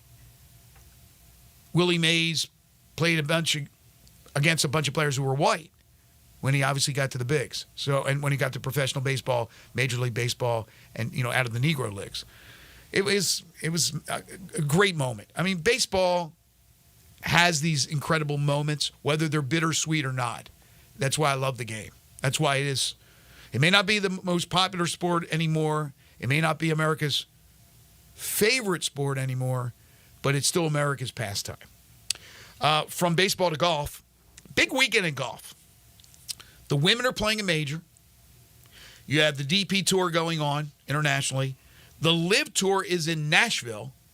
And then you have the final elevated event of the year on the PGA Tour. It's the Travelers in Hartford. And Tom Kim ain't playing around. Tom Kim, early in the second round, after a great first round, is already 10 under for the tournament. 8 under yesterday, 2 under through 7 today. Will Zalatoris is 4 back at 6 under, as is Bhatia, Ricky Fowler, Kitayama, but they're all chasing Tom Kim. He's a guy that many expect to be a multiple major winner before it's all said and done, and probably sooner than later. It's a hell of a player. Very young. And he's competed, towards the top of some majors. But he's a hell of a young player. We are less than 2 weeks away from the FedEx St. Jude Championship. 2 months. We are less than 2 months away. It is right around the corner, the FedEx St. Jude Championship. All right, when we come back, hour number 3 of the program, which will include 10 in a row, the game show that has swept the nation. We don't have any guests lined up in hour 3. If there's something you want to talk about, we have touched on a lot of different things, from the NBA to Memphis Tigers basketball, both recruiting and the Joe Cooper story from yesterday. We're going to get into the Stanley Cup Finals, Game 6 tonight in Edmonton, the College Baseball World Series with the Tennessee Vols and the Texas A&M Aggies and their showdown. Got a little more news from the world of golf. It's all coming up at hour 3. Want to tell you folks about Pinnacle Roofing and Restoration, one of our long-time sponsors, and we thank Brandon and all the great folks at Pinnacle, locally owned and operated roofing company. For all your new roofs, for home repairs, call them at 901-438-5084 or go online to newroofmemphis.com. They offer financing, different plans and options you can choose from. 6, 12, 18 months, same as cash option. They'll work with your insurance company. They'll work out of pocket, whatever it takes to get that roof repaired or get that new roof. They do residential and commercial roofing. So business owners, property managers out there, along with homeowners, if you have a leak or any other roofing problem, call them today. They'll come out and do a free roof inspection. They are licensed, bonded, and insured, and a member of the Better Business Bureau. You get a 5-year labor warranty on the purchase of a new roof. All their work, satisfaction guaranteed. And don't forget about the $100 referral fee for all new roofs. So you know somebody, family, friend, that needs a new roof, you refer to them to go with Pinnacle, you get $100 for that referral. They do carpentry work, exterior painting, they can replace gutters, put up fencing, siding, they can install shingles, rotten wood repair, whatever you can't do yourself. Let them do it with Pinnacle Roofing and Restoration, quality work at a very good price. And again, locally owned and operated company. Call Brandon at 901-438-5084 or go online to newroofmemphis.com. You're tuned in to Sports 56 Mornings with Greg and Eli on Real Sports Talk, Sports 56 and 98.5 FM.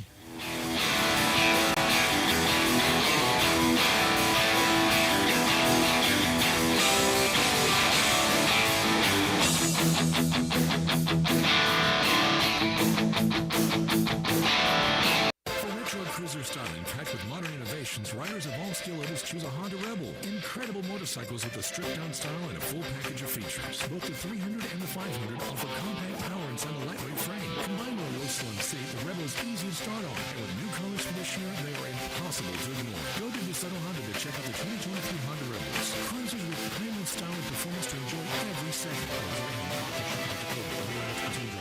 Never use the street as a racetrack with the law with the owners of each. Cork and Barrel in Hernando, Mississippi, a Southern gem for over 15 years. Check out their bigger, better, bolder new location, 2595 McInvale Road, Hernando. Huge selection, incredible pricing. Choose from hundreds of bourbons, tequilas, rum, scotch, and vodka. Over 1,000 wines from fine to very simple picnic wines. At Cork and Barrel, it's all about serving you. Open Monday through Saturday, 10 to 10, where the fun begins and the liquor and wine never end. Cork and Barrel, 2595 McInvale Road, I-55 Hernando exit 280. Rick's Powder Coating for a beautiful finish every time. Rick's Powder Coating specializes in automotive, ornamental, residential, and industrial coating. With 2 conveyor lines and the largest batch ovens in the Mid-South, Rick's can accommodate all of your powder coating needs. Locally owned and operated since 2002, Rick's Powder Coating will customize a beautiful finish just for you. Drop by or call to see how Rick's Powder Coating can bring color to your life. 901-367-2771 or rickspowdercoating.com. Locally owned and operated for over 40 years, Automatic Gates Construction tailors custom gate solutions for all your residential, commercial, and industrial needs, including repairs, maintenance, and installation. Automatic Gates Construction specializes in designing and installing automatic gates and fencing that seamlessly blends security, functionality, and aesthetic appeal. Elevate the safety and efficiency of your property with a premium gate solution. Automatic Gates Construction at myautomaticgates.com. Marty McNade at Gossip Volkswagen Germantown is turning back prices to give you the best deal in this decade.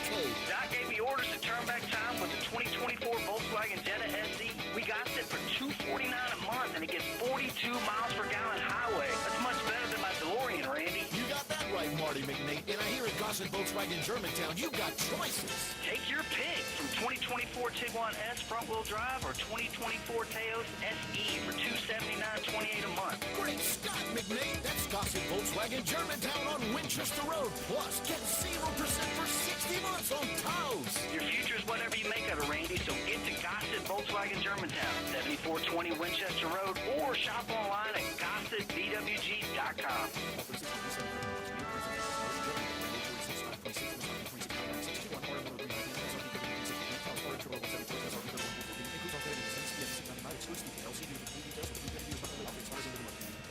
Ole Miss Rebel Yell is back. The Rebel Yell Hotline Radio Show is back on WHBQ Sports 56 and 98.5 FM. Every Monday night at 6, hear the latest news on your Ole Miss Rebels with Yancey Porter with 24/7 Sports, former Ole Miss defensive tackle Mike Fitzsimmons, Gordon Ford covering SEC Sports Call, and former Ole Miss baseball announcer Gary Darby. From kickoff to free throw to extra innings, your Ole Miss Sports on the Rebel Yell Hotline Show. Right here Monday night at 6 on Sports 56, 560 AM and 98.5 FM. Your Mid-South Sports Station. This Sports 56 traffic report is brought to you by Luttrell Belting. They keep you moving. Sports 56 traffic. Good morning. We're hoping this weekend they're going to open back up to 55 Bridge. That'll help a lot of traffic flow coming over from Arkansas and West Memphis. Traffic's moving out here right now on 240 East End westbound. We've checked it between Mill Branch and Perkins. It was a little bit heavy a few minutes ago on 240 East End westbound there around Walnut Grove. Hey, Weimer's Jewelry located 7525 Highway 64. They want you to know they are your full-service family-owned jewelry store here in Memphis. I'm Commander Chuck with your on-time traffic.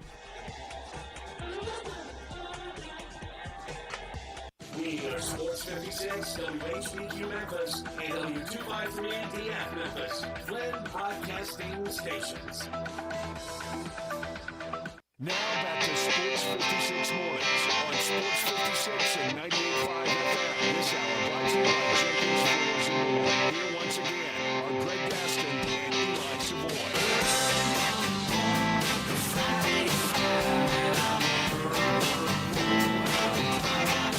Welcome back, everyone.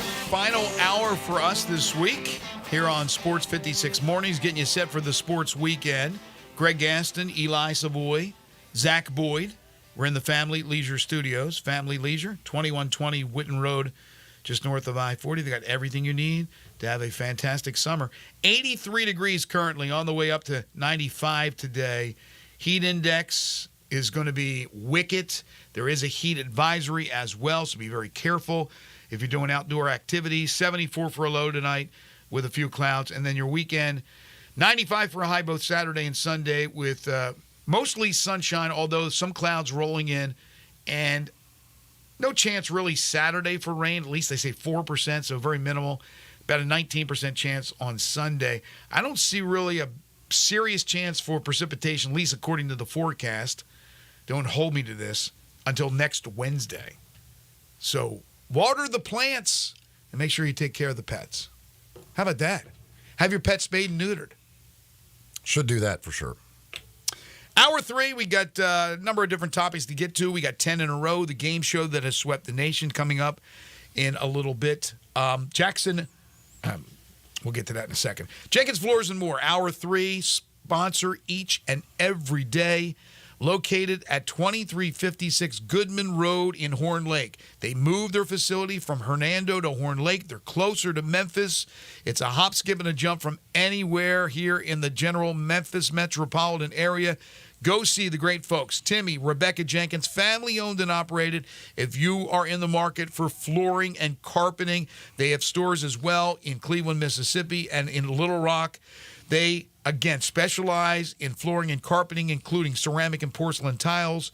They have hardwoods by Portercraft, carpeting from Southern Luxury Carpet. They have the SPC and the WPC vinyls, which are scratch-resistant and waterproof. They sell it wholesale. They skip the middleman. They're going to save you lots of money. So if you are a contractor out there, you know what I'm talking about when I talk about SPC and WPC vinyls. This is in your wheelhouse. Take advantage of getting a great deal, wholesale prices at Jenkins Floors and More. Now, if you're a homeowner and you're looking for that different look, a whole new different look, Jenkins Floors and More will come to you. They will come to you. They will give you a free estimate. They'll show you different samples, whether it be flooring or carpeting. So why not take advantage of that? And then when you go with Jenkins, they'll have it done in 2 weeks.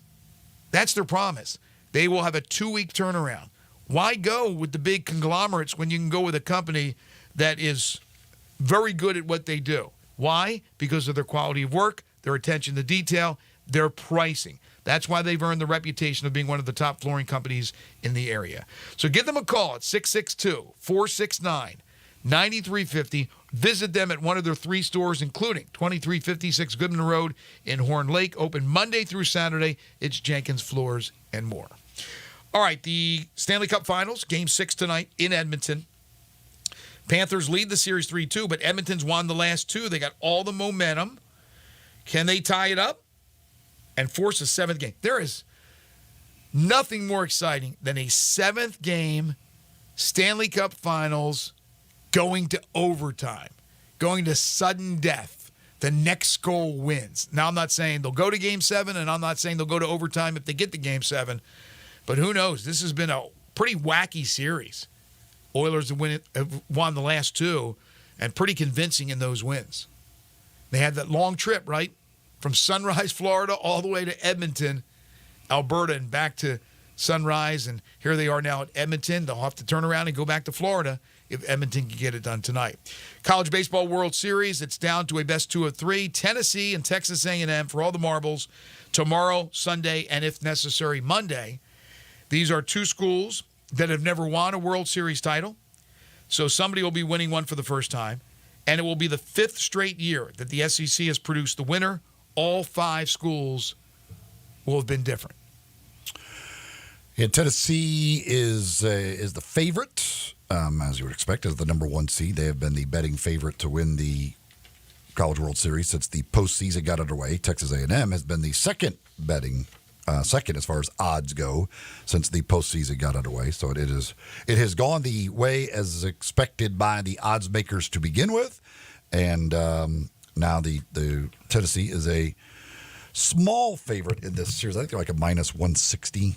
If I'm not mistaken. I think that's right, if I remember looking at that.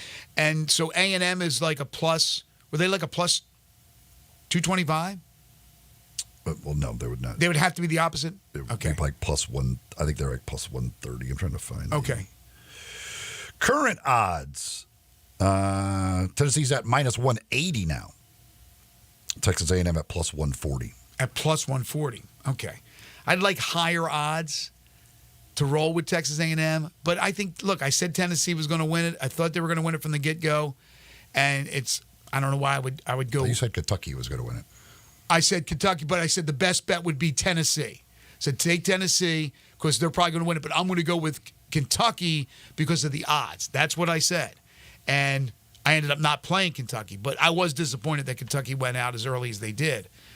But Tennessee was the smart play. Like you said, they've been the best team all year long. They've been number 1. They came in as the favorite. Now, maybe you know this, maybe you don't.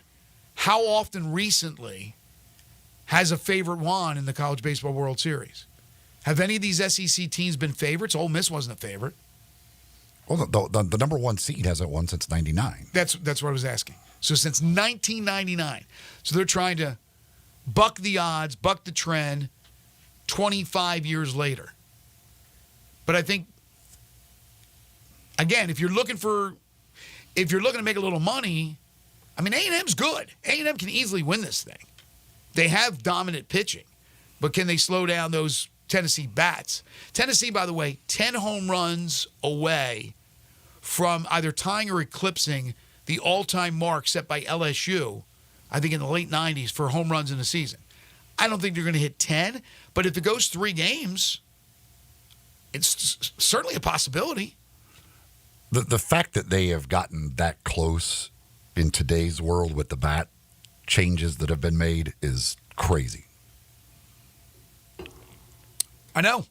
There was a new bat that was introduced, the 44 this year, that Memphis used and Georgia Tech used. There was only a few schools that did, and Memphis had some big power numbers this year.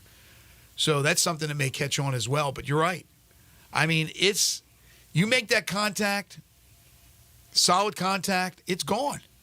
And if you have any kind of breeze, you get it up there in the stratosphere, it's carrying out.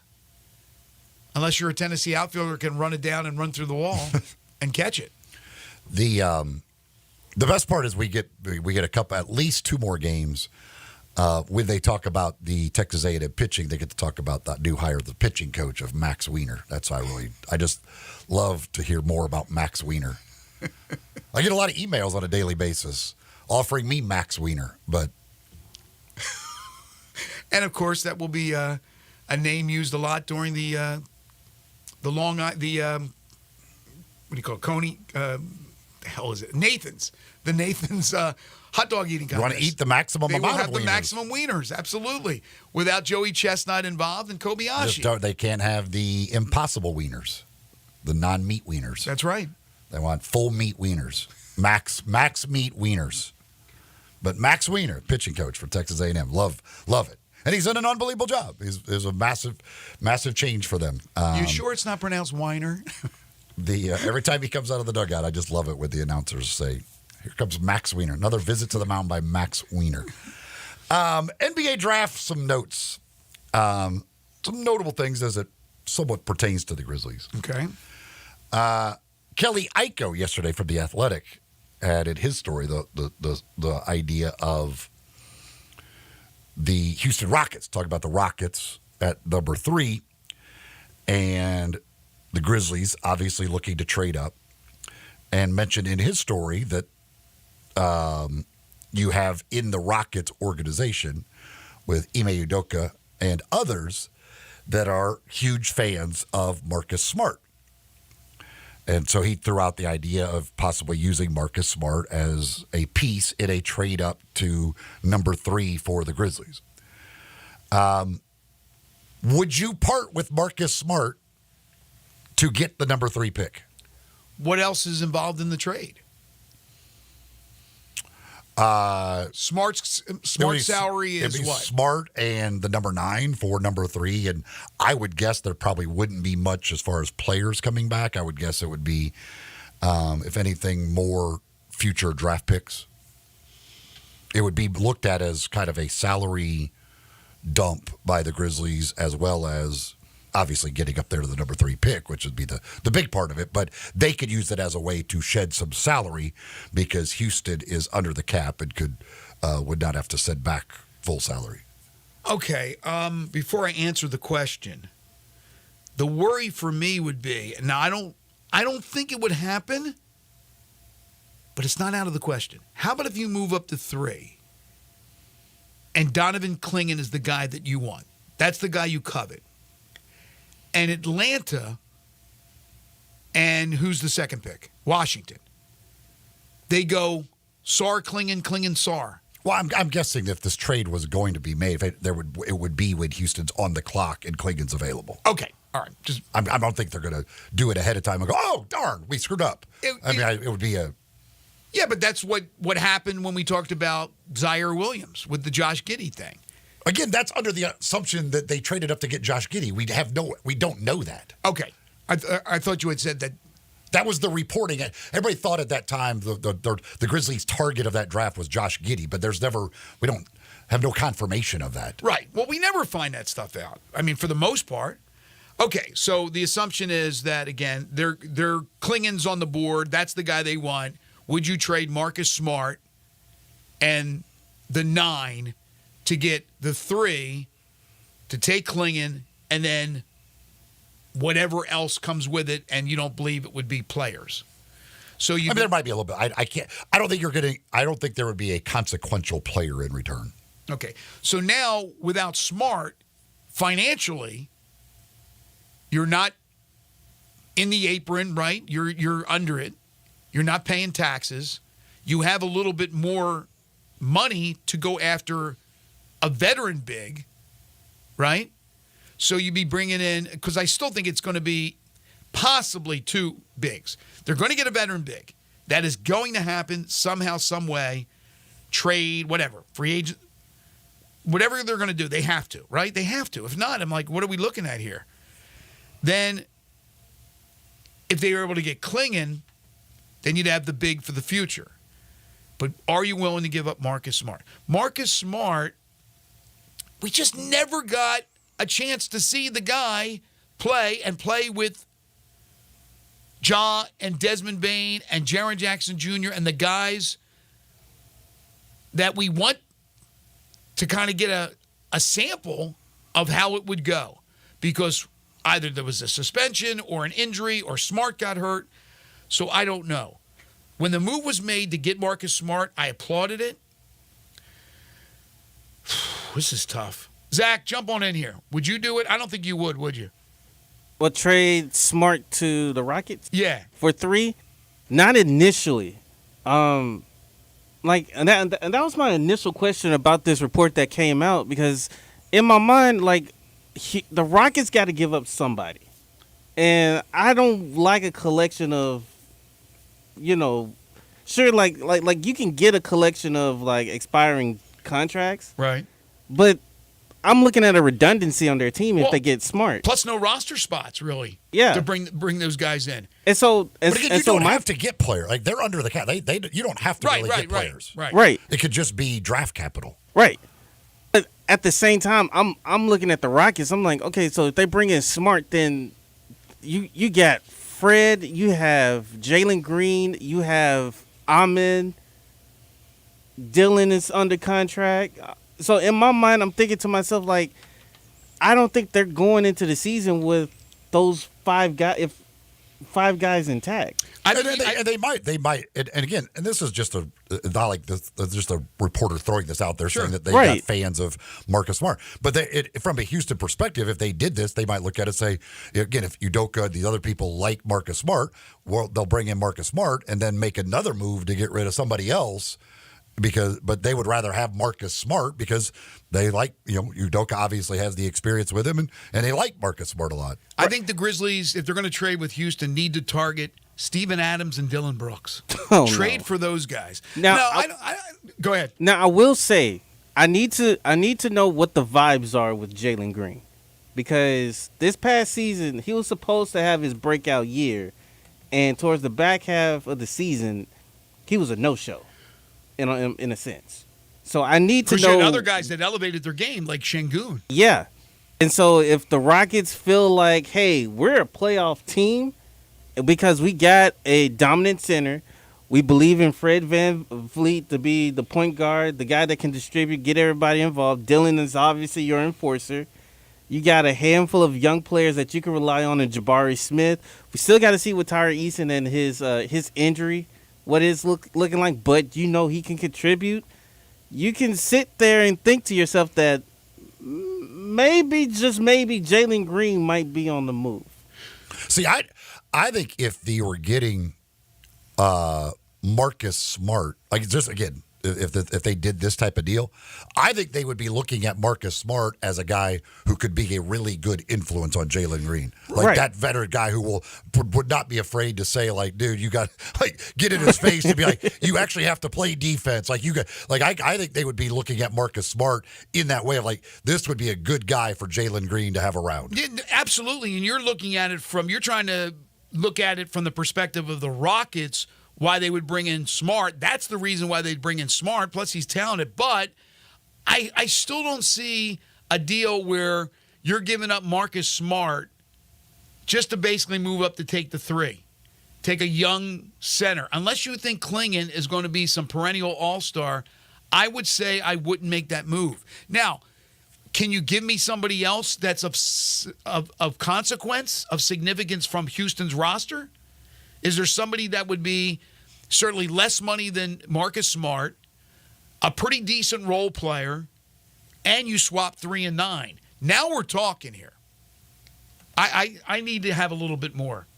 It could very well be, in my mind, it could very well be, it might not be a 1-and-1 type of thing where it's like, oh, these are just the 2 teams that are going to be traded. Yeah. Could very well be a third team could be involved. That's true. I mean, again, it's something to think about. But, yeah, I right now would say, as much as I would love them to get Klingon, I still think they're getting a veteran center somewhere. I would say no to that trade.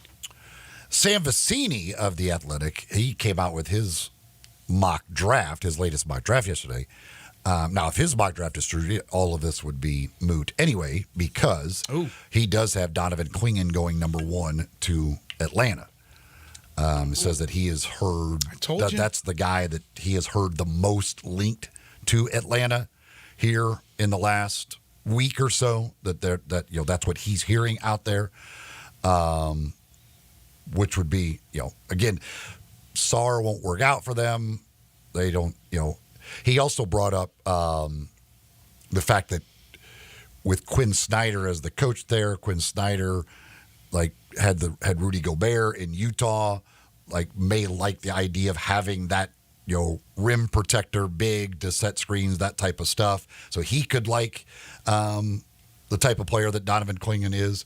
So he has Risache or whatever the hell it is. Yeah. I like saying Risache, so I don't care how it's pronounced. I'm always going to call him Risache. Just don't say Ricochet. Has him falling all the way to 4 to San Antonio. So they could they have the French connection. San Antonio would have the French connection working if that worked out that way. Do you remember, not the movie, but do you remember the original sports French Connection? I do not. Hockey, Buffalo Sabres. Why would I possibly know that? Gilbert Perreault, Rennie Never Robert. heard of him in my life. Oh, I'm going to screw up the third one. Richard Martin, Gilbert Perreault, and Rennie Robert, the French Connection from the Sabres back in the 70s, where the Flyers would kick their tails. In Vicini's mock draft, he has the Grizzlies taking Devin Carter. Oh, jeez. By the way, which there will be no player. I can't imagine there's a player in this draft that the Grizzlies would know any more about than Devin Carter. They would have the most knowledge of him with his dad being on staff. Yeah. So, and a really good player. I don't know. They've drafted a Javon Carter in the past, so now they could draft a Devin Carter. And that went well. Well, they gave up. Javon Carter's put together a hell of an NBA career. He's lasted. For where they drafted him and everything else, that dude's he's put together a hell of an NFL or NBA career. So here's the thing. What are the odds right now on Clingan? What are the odds? Because I'm telling you right now, put some dollars down on Clingan going first. And then be bedazzled by Woj and Shams draft night about what is happening, what they've heard. I just have this feeling that tonight's going to be... No, I got a feeling that they're going to take Clingan, that Atlanta's going to take Clingan at number 1. You're right, it would be a moot point. That's why the Grizzlies certainly are not putting all their eggs in one basket, because it's still a long shot at best to move up. And then a long shot at best to get Clingan. I really do believe. In fact, if Clingan doesn't go to Atlanta 1, I think there's a good chance Clingan goes to Washington 2. This guy was great. They won back-to-back national titles. You got Sarr, who is not willing to work out for Atlanta. I know he's a good player. The universal opinion, I think pretty much every mock draft has Sarr 2. Has Sarr going number 2? Yes. And is Clingan going 1 or Risache? Either Risache. Most have Risache going number 1, and then Sarr 2, and then Reed Shepherd 3. Telling you, put some money down. Clingan going 1 to Atlanta. Parade day today in Boston. It is indeed. Going to get crazy up there. Going to get crazy. Folks, this weekend, you're in the market for an automobile, new, pre-owned. Check out what they have to offer at All-Star Chevrolet in Olive Branch, Mississippi. They have all the new Silverados. Some mark 12% off invoice. Financing as low as 1.9, no payments for 90 days on those new Silverados, Trailblazers, Equinox, Tahoes, and more. If you're a college student, a recent grad, military, first responder, healthcare, teacher, get an extra $500 bonus at All-Star Chevy in Olive Branch. No matter what pre-owned you're looking for, you're going to find it there. At All-Star Chevy's All-American Pre-Owned Sale. Everything from Jeeps to Ram trucks to 4Runners, even a Ram ProMaster cargo van. What? They have it all for you. In Olive Branch, you can test drive them all. Bring All-Star any vehicle you want to sell. You're going to get a check today. Everyone at All-Star Chevy in Olive Branch wishes you a very happy and safe 4th of July as we get set to celebrate our country's Independence Day. So don't miss out on All-Star Chevy's All-American Sale in Olive Branch, or go online and see more about what they were talking about, what they have to offer. Check out the automobiles at allstarautogroup.com. You're tuned in to Sports 56 Mornings with Greg and Eli on Real Sports Talk, Sports 56 and 98.5 FM. Join the voice of the Tigers, Dave Woloshin, for Wolo and Friends. Weekday mornings from 10 to 11 here on Sports 56 and 98.5 FM. If you love sports and Mexican food, you can get the best of both at Los Cabos Mexican Bar and Grill on Summer near Graham. Watch all the big games on all the big TVs on all the walls at Los Cabos. And enjoy premium tequila shots anytime for just $5.50. Celebrate every day with lunch specials from 10 to 3 and happy hour from 3 to 8. Lunch is just $6.75 to $10.99 and margaritas start at $3.99. Experience real Mexican cuisine along with great sports at Los Cabos on Summer near Graham. Summer's heating up, and so are the savings at Choate's. We've got 3 incredible offers to make your season spectacular. First up, our Grill and Chill with Choate's Summer Special. Upgrade your HVAC system and choose between a free Yeti cooler or a Green Egg grill on select systems. Then power through any outage with Choate's generators. Be one of the first 50 customers to buy a generator and score a massive 75-inch TV or an iPad. Also, don't forget about our tankless water heater offer. Purchase a tankless water heater from Choate's and receive a premium toilet free. Don't wait. These offers are too good to last. Turn to the experts with Choate's and call 347-8086 or visit us online today for your free estimate. Now introducing Choate's Air Conditioning, Heating, Plumbing, and Generators. Choate's. Let our family serve your family. Hulu is coming in hot this month with new shows, new movies, and all new seasons of your faves. FX's Clip, the story of one NBA team's racial reckoning starring Lawrence Fishburne. Stream a new season of Shorts, the underdog hockey team that might just knock your teeth out. Catch the high-speed drama Ferrari starring Adam Driver and Cruz. Get your streaming into high gear this month with so much new stuff to watch on Hulu. For retro cruiser styling packed with modern innovations, riders of all skill levels choose a Honda Rebel. Incredible motorcycles with a stripped-down style and a full package of features. Both the 300 and the 500 offer compact power inside a lightweight frame. Combined with a low slim seat, the Rebel is easy to start on. And with new colors for this year, they are impossible to ignore. Go to Desato Honda to check out the 2023 Honda Rebels. Cruisers with premium style and performance to enjoy every second. Never use the street as a racetrack. With the law, you go enjoy the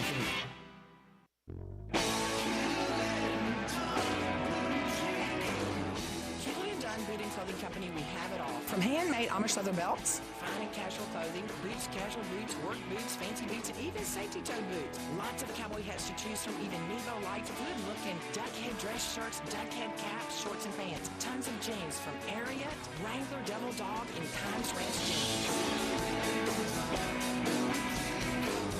At Hewlett & Dunn, we have a great selection of Old South t-shirts and caps. Fine clothing from dress to casual to Sunday best. Enjoy choosing from UFOs, orthopedic approved shoes. Hewlett & Dunn Booting Clothing Company. Boots of every size, every color, every skin.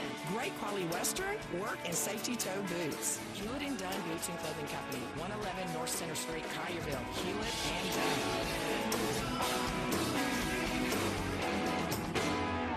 Hewlett & Dunn, serving you and your family since 1961. Now back to Sports 56 Mornings on Sports 56 and 98.5 FM. This hour brought to you by Jenkins Floors and More. And once again, Mark Gaston and Eli Sabor. Welcome back, everybody. I'm laughing at this tweet from Goodman. Jeff Goodman says, okay, so who will be the Celtics player to lose his mind and get trashed today during the parade? Going with Porzingis. I have no idea. I don't know the personalities of these guys, how crazy they can be. Maybe it'll be Joe Mazzulla. It'll be head coach Joe Mazzulla. Peyton Pritchard. You going with Pritchard? Give me Luke Cornett. It won't be X-Man. X-Man will be He got very kids buttoned around. up with the kids and acting like 47-year-old that I think he is. Cup of tea. He's got a cup of tea going. I still think he's in his 40s and somehow fooling us all. Did you see yesterday that the AD for the University of Houston was fired? And I'm looking there saying, yeah, he helped get them into the Big 12. Landed, what's his name, Willie Fritz as their football coach. You know, like all these accolades they threw in there, and they canned him for whatever reason. So Houston in the market for a new AD. Time now for 10 in a row. Not 5, not 6, not 7, not 8, not 9, but 10 in a row. It is 10 in a row. It is the game show that has swept the nation. If you want to participate, you need to jump on the Sissy's Log Cabin listener lines right now at 901-360-8255. We'll give you the prize package in a moment. We'll tell you what the question is. But first, our great sponsors of 10 in a row, both Napa Cafe and the Owner's Box. You're looking for sports in all the wrong places? Try the Owner's Box Sports Bar and Grill. It's in Lakeland, in the Lakeland Town Square. Just a real neat place to hang out, to watch games, to have good food, to drink, and be with friends and family. Fun, exciting, friendly, comfortable with wall-to-wall TVs for all your favorite games, all over-the-wall taps for all your favorite beers, including non-alcoholic, local craft beers. And in front of the wall, they got the full bar for all your other favorite beverages, including a full wine list. Upscale menu, patio seating, daily specials and events. Yep, that's the place. You found all your sports in the one right place. The Owner's Box Sports Bar and Grill in Lakeland Town Square. And don't forget, they serve up a great lunch menu Monday through Friday, 11 to 3. Take advantage of it. Everything from salads to sliders to quesadillas to wraps. It's the Owner's Box Sports Bar and Grill in the Lakeland Town Square. This year, 2024, Napa Cafe is celebrating their 26th year. If you're in the restaurant business, been around for 26 years, you clearly are doing some things the right way. And that's, number one, you probably got some pretty darn good food, and that's exactly what they've got over at Napa Cafe. All kinds of great dishes to choose from, whether it be their chocolate stout braised boneless beef short ribs, maybe one of their great seafood dishes like their ginger buttered sea bass. Of course, they've got great desserts. They've got their signature dessert cocktails as well. Whether it be for sit there at the bar, maybe you have an appetizer and a cocktail, or it's a special night out and you want to have the private wine cellar or anything in between. Just great food, great atmosphere, great place to go enjoy a great meal. That is Napa Cafe. 5101 Sainterlin is where you will find them. They're open Wednesday through Saturday for dinner starting at 5 o'clock. You can make reservations, check out the menu and more at napacafe.com. They do have their entire menu available for takeout as well. Curbside pickup is available with the entire menu. But you want to go over there, enjoy the ambiance, enjoy the atmosphere. That private wine cellar, one of 5 dining rooms that they have for you to choose from over at Napa Cafe, 5101 Sanderlin, and online napacafe.com. I played 9 holes the other day with one of their bartenders and one of their cooks. Now, I didn't know them. I met them on the golf course, and there was 2 of us and 2 of them. We played 9 holes together. Terrific guys, terrific. Craig's a really good golfer, the bartender, and so was, and I excuse me because I don't remember the name of the cook. He could pound it. So, yeah, they're good golfers, fun people, good times over there at Napa Cafe. All right, what are the folks playing for today? We have a $25 gift certificate to the Owner's Box, $25 to Sunrise. Got golf for 4 out at Miramichi. Nice. Couple of Malco movie passes. And I'll throw in a couple of large buckets of balls for the St. Louis Church Hole-in-One. Obviously, you'd have to come by today to get your prize to be able to use those, but I'll throw those in there. If you can make it by today to pick those up, you could use those either tonight or tomorrow out at St. Louis Church. All right. 360-8255. Jump on the Sissy's Log Cabin listener lines right now. Here's the question. Kind of a tough question today, I believe. Countries who have produced at least one player who started this season on a Major League Baseball roster. Countries who have produced at least one player who started this season on a Major League Baseball roster. So I'll give you the name of a country. If at least one player native of that country, born in that country, played sometime this year on a Major League Baseball roster, actually opened the season, was on the opening roster, it's a yes. If not, it's a no. Like, for example, Eli, if I said the United States of America, I'd say yes. I think we produced one. that would be a yes. All right, 360-8255. They're not all going to be softballs. Sometimes they're throwing a tough one. Again, $25 to the owner's box, $25 to Sunrise. Golf for 4 at Miramichi. A couple of Malco movie passes and a couple of large buckets of balls for the St. Louis Church Hole-in-One Festival. Joe is up first. What's up, Joe? Oh, hey, Joe. Hey, guys. Hey, Eli. I think the FCC is going to be coming for you guys after that whole Texas A&M pitching coach stuff.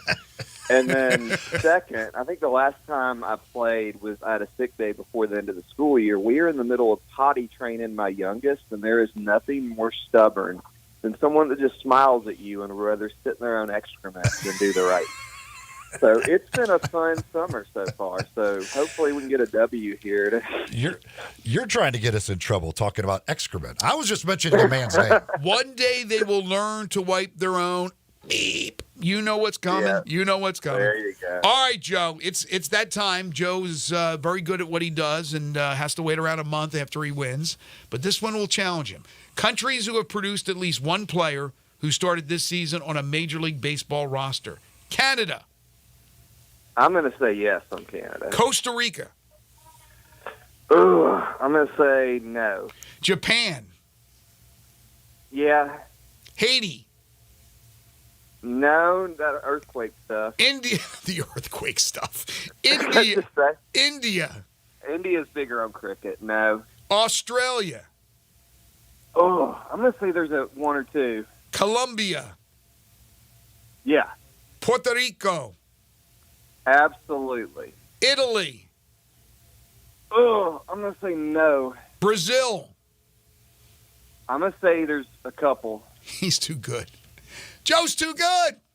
That's why you have to get in early, folks. You have to get in. Think about it. You got 4 weeks now before Joe comes back on. Joe, congratulations. And good luck with the potty trading. Thanks, Hold on. Yeah, there'll be a few Fridays I will be off, so we probably will not. I don't know if you do it when I'm gone. Maybe you do. We have our great sponsor, so I'm sure you probably do. But Joe's gone for a month now. Write it down, folks. Joe's got a month to focus on potty trading. Exactly.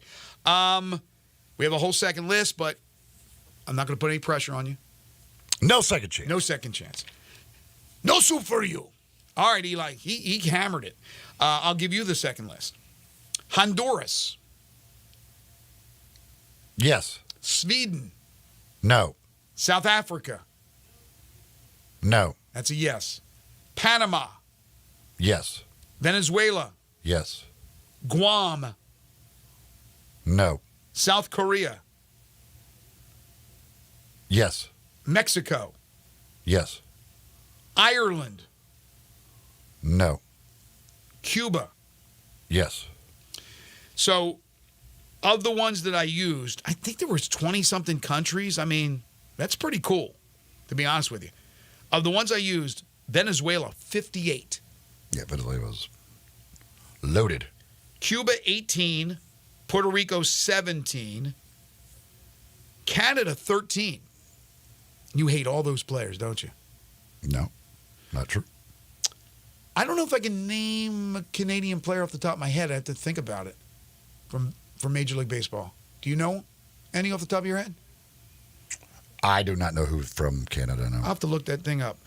Mexico's produced 12. Again, for the roster to begin this year. That was the question. We have 10 for Japan. 10 now from Japan. And that number is going to increase. And then others, Australia 2, Brazil 1, Honduras 1, South Africa 1, 3 for South Korea. That number will probably go up too. Panama 5. Only 5 from Panama. So there you go. That's 10 in a row. Brought to you each and every week by the Owner's Box Sports Bar and Grill in Lakeland and the Lakeland Town Square and by Napa Cafe. Bruce Feldman from The Athletic has come out with his college football playoff projection for this season, which area teams he has in his playoff prediction. We'll tell you about that coming up. Genesis Diamonds, right now at Genesis this month, during the month of June. You're running out of days here, but you still got some time to get by there and take advantage of their fantastic offer with 5 years, 0 interest financing on any purchase you make. That's right. Anything you buy.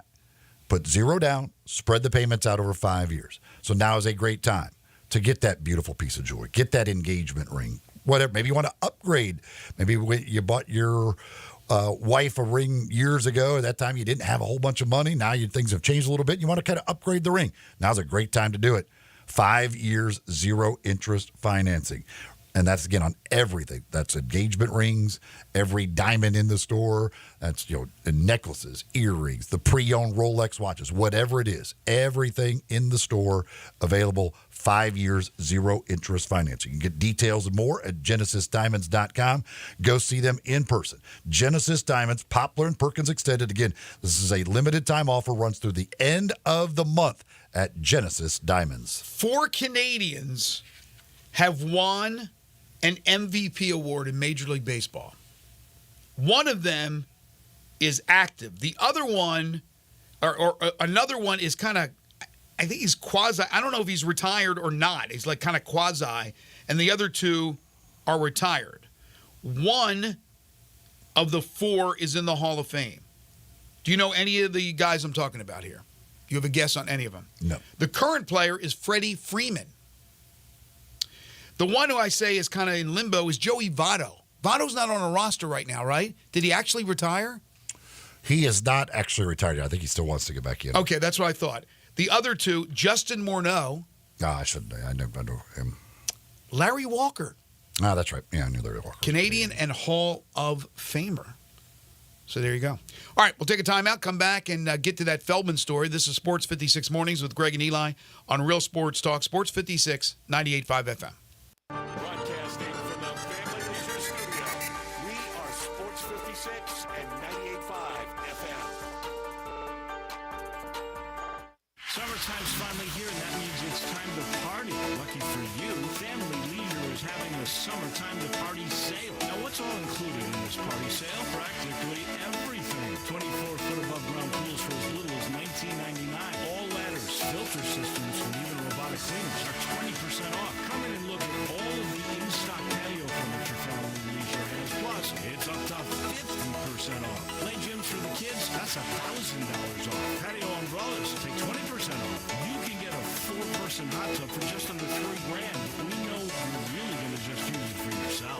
Family Leisure has discounted pricing on all in-stock pool toys and floats while the supplies last, so you better get in quick. Plus, Family Leisure has special financing available. Just ask an associate for all the details. Summertime means party time, and Family Leisure is ready for any party. Family Leisure, Whitten Road at I-40, where family and fun all come together.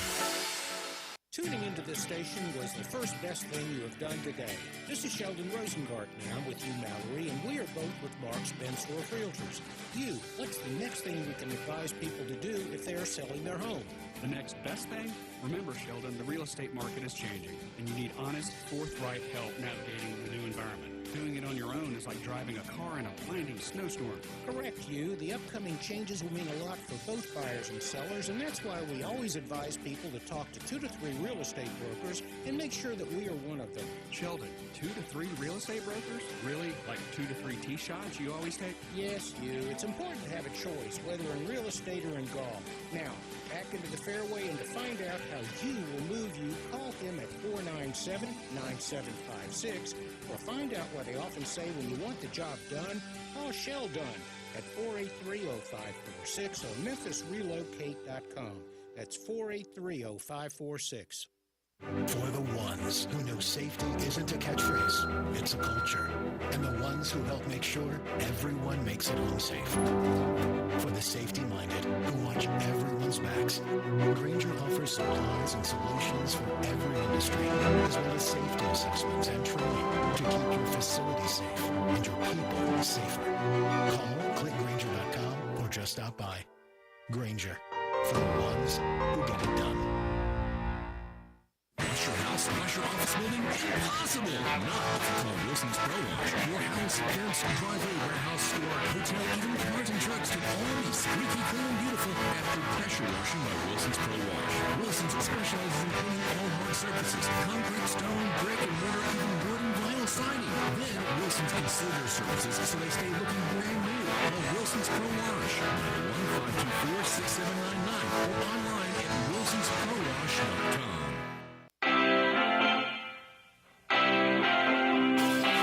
Sports 56 mornings on Sports 56 and 95 FM. This hour brought to you by James Floors and More. Here once again are Greg Gaston and Eli Savoy.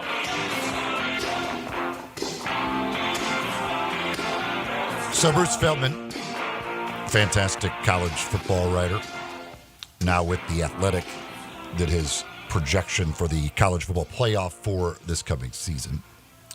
His top 4 seeds getting the first round byes. He has number 1, Ohio State. Number 2, Georgia. Number 3, Florida State. And number 4, Utah. Those his 4 first round byes as the 4 top conference winners. At number 5, he has Texas. At number 6, Oregon. Number 7, Ole Miss. So he has the Rebels in as the 7th seed in his prediction. Number 8, Notre Dame. Number 9, Alabama. Number 10, Penn State. So Ole Miss would play Penn State, or would host Penn State in the first round. That would be the matchup for the Rebels. At number 11, Miami. He puts a second ACC team in. And then at number 12, the Memphis Tigers as the group of 5 representative. So the Tigers would travel to Austin to battle the Longhorns in the first round of the playoff. It's actually one stadium I've been to.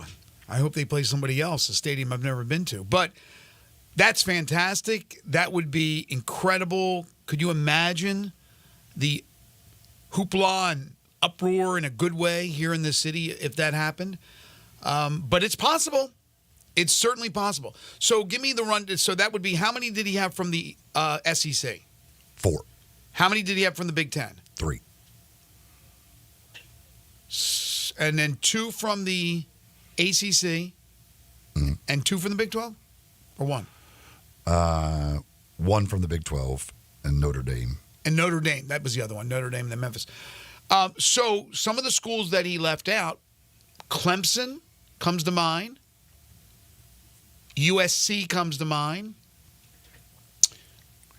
Well, LSU. In his notes, he mentions too. He says, I omitted Missouri, which is coming off a fantastic year. He says, I have a hard time seeing Missouri do worse than 9-3, but I can't see a 5th SEC team getting in, which I absolutely could see 5 SEC teams getting in.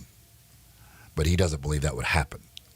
Well, Michigan is the other one he mentions. Michigan says defending national champion, maintains its impressive talent level on defense.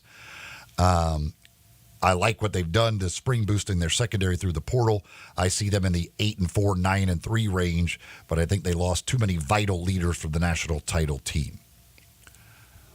That's the only 2? That's 2. That's the only 2. But he also says the other programs he has as serious contenders for the group of 5 spot are UTSA, Tulane, Boise State, Liberty, and App State. Okay, that makes sense. They're the ones I'm hearing. But no mention of, again, USC, which will be interesting for Lincoln Riley. They lose Caleb Williams. I guess that's the thought, that they take a step back. Clemson.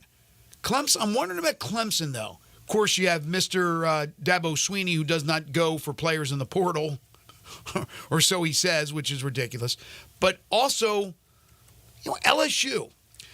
We had Connor O'Gara on Tuesday, and he talked about Nussmeier and how he thinks he could be really, really good. They're going to have terrific skill position players. They're going to have good players all around. I wouldn't count out LSU. Who else? So Missouri, I understand what he's saying, but man, they still got Cook at quarterback, and they still have Burden at wide receiver. But they're going to need more than that. They lost their big running back. So Utah's really expected to be that good, huh? Who else in the Big 12 are we looking at here? I don't know. I mean, I think Utah would. I think coming in, they are clearly the best team in the Big 12. I would pick them as well. But I'm trying to think, who are we talking about? Kansas State? Or are we talking about Iowa State? Lost to Memphis in the Autos and Liberty Bowl. Can Gundy get Oklahoma State competitive? Arizona's now in the league. I don't see it. Arizona State, Texas Tech, Baylor. I don't see it. I mean, I see the Big 12 certainly being the weakest of the power conferences as far as this season in football. But Miami's an interesting play. I wouldn't count out Clemson. I just would not. Florida State, I think, is the pick, obvious pick. Michigan out, Penn State in. Ohio State's the easiest pick, I think, on the board. The SEC is going to be quite interesting.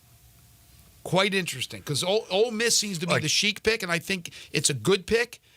But, yeah, I mean, watch out about some of these others. Alabama, do they take a little step back? Probably not. They got Milroe back, and DeBoer, everybody loves him. But I don't know if they're the dominant Alabama Saban dynasty Crimson Tide team. Phil Steele has Oklahoma State at 15 among the Big 12 schools. And then he's got Kansas State at 23. Then Iowa State at 29 in his rankings. Yeah, those are the ones I would think, right, that would give Utah a run. What about what's he got with Colorado? I'm just curious about, does anybody think that Prime can turn it around? Well, this only has his top 40. It doesn't go past 40 on these rankings. Okay. That I'm looking at here. He has Memphis at 26, by the way. He has Tennessee 24, USC 25, then Memphis at 26.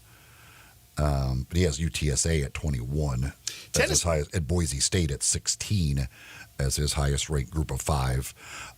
Tennessee's another one, but it's a lot of pressure on Nico. Suave. I don't like USC. Like, I don't know USC. I wouldn't even. USC was bad with Caleb Williams. Why would they be good without him? I got a lot of respect for Lincoln Riley. They were bad. But maybe not. They were bad in the Pac-12 with Caleb Williams. Right. How are they going to be good in the Big Ten without Caleb Williams? Yeah. How about Washington? They lose Penix. They lose Aduze. I don't know what they did to replace them, but they're always competitive, Washington. It's going to be fun. I cannot wait till the college football season begins with a 12-team playoff, which could certainly turn to 16 or 14 or 16 several years from now. By the way, the trade we talked about earlier, the Giddey-Caruso trade, Sam Presti, the GM of OKC, who's pulled the wool over the eyes of many GMs over the years, on trading Josh Giddey to the Bulls. Coming off the bench was what he was going to be doing for the future. And this is what he said about that conversation. It was hard for him to envision. Conversations turned to him inquiring about potential opportunities elsewhere. We want to thank Josh for his many contributions to our team and know he will capitalize on the opportunities before him in Chicago. Makes sense? If you're Giddey, you want to start. And guess what he did, what Sam Presti did? He talked to him, kind of told him where he stood, and then went forward with the move. I think it's good for both teams. I think it's good for the players. Like, I think this is it's a very smart trade on all accounts, really, and I think it works out great. Caruso gets to go to a contender. Giddey gets to go to a place where his role is obviously much greater. They can put the ball in his hands way more than he certainly would ever have at Oklahoma City at this point. I think it makes both teams could make both teams better. I think it definitely makes Oklahoma City better. could make the Bulls better if Giddey blossoms into the player that people think he can be, given that role with the ball in his hands a lot more. Of course, as the football season is right around the corner, so is fantasy football. And the Pro Football Fantasy Dynasty rankings are out for quarterbacks. Pat Mahomes, number 1, Josh Allen, 2, Jalen Hurts, 3, Lamar Jackson, 4, Joe Burrow, 5. And then 6 through 10, C.J. Stroud, Caleb Williams, 7. Draft fantasy quarterback, Anthony Richardson, Justin Herbert, and your guy, Dak Prescott, rounding out the top 10. Again, tonight it is Game 6 of the Stanley Cup Finals. Florida at Edmonton. If Edmonton wins, that would be 3 straight wins in the series. That would tie it up and force a decisive Game 7 back in Florida. And again, the College Baseball World Series, final series, best 2 of 3. It's Tennessee, it's Texas A&M. Tomorrow, Sunday, and Monday, if necessary. It is necessary for us to move on out and let Dave Woloshin take over for the next hour. That'll do it for us today and this week. We thank you, folks, for listening to the program. Thanks for your calls and your texts. We certainly appreciate it. Thanks to John Varlas for joining us on the show and all our great guests from the past week. Again, if you miss any of those interviews, you want to hear a show from earlier in the week at any time, you can do it at your convenience. Just listen to the shows via podcast on the website, sportsmemphis.com. We also have featured audio where you can listen to certain interviews that we put under featured audio that you can check out at your leisure.